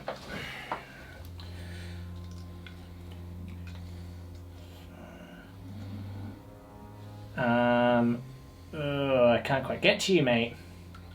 Not from here. Oh, well, that's unfortunate, isn't it? Well, unless I went 1, 2 dice of those on there. Boo's yours. Get these ass up here. Get these ass up here. Lawrence? You take these. And I'm trying to figure out if I can kill someone. Brilliant. Are you allowed to do part of your move, attack, and then finish the rest of that move? Yeah. Okay, interesting. Yeah, so you could go. You could like step forward 5 hang on a foot, minute. decapitate So someone, and then carry on moving. Each square is 5 foot. Yeah. So if I'm dashing, I can move 12 12 squares. Oh, I'm fine. Yeah, you should be fine. Yeah. I'm 100% fine. So, Oh, thanks, pal. it's alright, fella. Friend. Oh, fast friend. I wouldn't stand within 10 feet of Erevan if I were you. Well, Yeah, I'm Zephader! I've spent my arms for no, he's Oh, fine. okay. Right, now, so the bowman's still alive. Yes. Right? Yeah, they are. Alright, cool. So I will attack, and I do get advantage here. Not advantage, but it will be a It sneak will be a attack. sneak because you've got a friend nearby. Yep, exactly. So, unfortunately, on a 5, Oh. that is a missed to the attack. I'm assuming. Oh. I mean, I would have got. It would have been 9 plus my proficiency. Would have been an 11 on the bowman. That's a hit. That is a hit. Yep. Okay, Alright. very good. So Griffin darts around through. He comes through, and again. Yeah, you were rolling them against the captains. I know. Again, he all good, man. He goes down into that low stance again, and he skids across the dirt. And as he gets closer, his arm comes out, and it's like this piston just goes wow, and it just takes an organ inside of him and just pierces straight through it. I'm gonna go for the lung this time, Which organs haven't I harvested? and the lung is pierced, and he starts to drown in his own blood. And when you roll a 15, so a 7, a 5, and a 3 is 15 plus my dexterity, right? So that's a 19 wounds of damage. Shall I describe how he drowns, or would you like to? No, describe it. So literally that happens. So this bowman's like, he's pulled out this dagger, he's tried to stab him, and he's kind of stepping back, and he's heard the horn go off, and he's going, oh, and he's going to go back. And as he turns, he just sees Griffin's face in front of him, and then he just feels this. He just feels a bit like he's been winded at first. It's just he kind of goes, and he goes to run, and suddenly goes, and all of this blood just fills up into his mouth, and he starts choking, and he just falls to the ground, and it's quite a violent, prolonged. It takes him about a minute before he chokes to death. Alright. Anything else? Well, I've dashed, so I don't think I can move any further. Luca, your turn. Right. Did So- you remove the... Yeah. So, Nasty. We're hammering through them now. yes, right. we are. So Luco surges forward. Kills Griffin. Get out of my way! Excuse me! What was that? Right.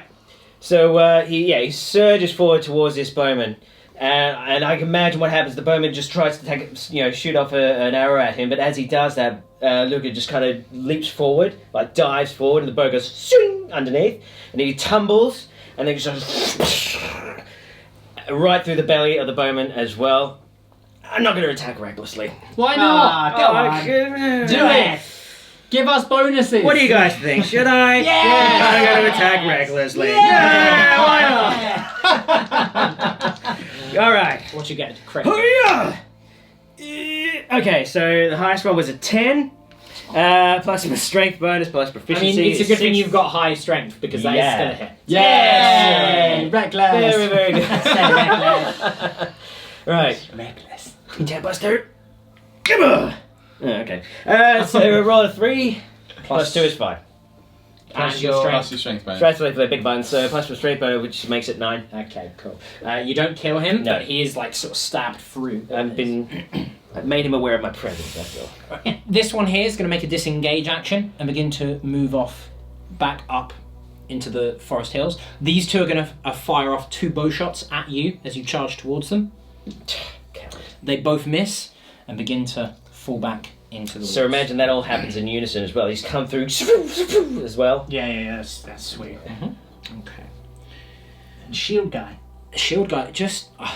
Erevan, it is your turn. Get it back. I'm gonna kill him. Remind him what his folly. So By killing him, so then I never remember So anything you can be again. reminded. So as the blood of Shieldman's comrade has spilt onto the ground, into the air, it falls onto Augur. Oh, don't. It's alright, mate. It's alright, don't worry. Is it? I'm not attacking you. Wow. It covers the blade, but is absorbed inside of it. Oh. Oh, really? Yeah. Yeah. Yeah, really. Yeah. And with another beautiful sound. With 2 hands. It's good. It's teamwork. He cleaves through the shield and diagonally through his head from the bottom of his jaw through to the top of his temple and cuts his head in half. That's a 1.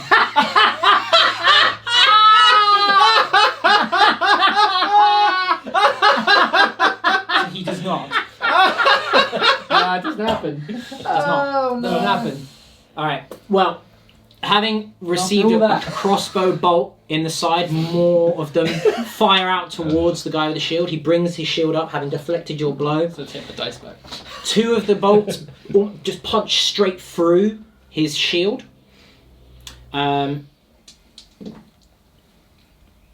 He doesn't take enough damage to die, and he will disengage and move off into the woods. Now, we win! As the last echo of the horn blow fades from the hillside, is met in response by an inhuman roar, Oh, cool. deep and monstrous, coming from within the woods. The crack of splintering tree trunks Oh no. can be heard over the commotion of the bandits as they begin to retreat up the dirt road and the paths of the trees. The howl comes once again, like the call of the damned, and finally you can see its source. A blur of dark and light grey fur bowls into the clearing of the woods, skidding to a stop before you all. Bright red eyes flicker between you all, ears twitching in all directions. Lips on its great snout peel back, revealing rows of jagged teeth as long as kitchen knives, and its loping arms and legs end in wicked claws. Tattered robes and cloth dangle from its arms and back, ornate armour strapped along its head, hands and feet. A trio of stones carved with runes hang from its thick neck. The immense beast rises to its hind legs, towering over you all from a distance, and even another ear-piercing roar shoots down the trade road. Now, whilst larger and more ornately armoured than the one that you fought all those moons ago, Luco, you do recognise this monster. Oh! What is it? From the savagery of the Reef Lake. Yeah. But we're So- going to end it there. Oh, no! Kill my friends and then ruin their legacy! Oh no! That's too much. That's the longest description of an enemy ever! What is it? Yes. So that is chapter 15. No, it can't be! You have to wait till next time. Oh my god. For chapter 16. Even my heart's pounding right now, guys, and I wrote it. Maybe we'll fight next time. Too much.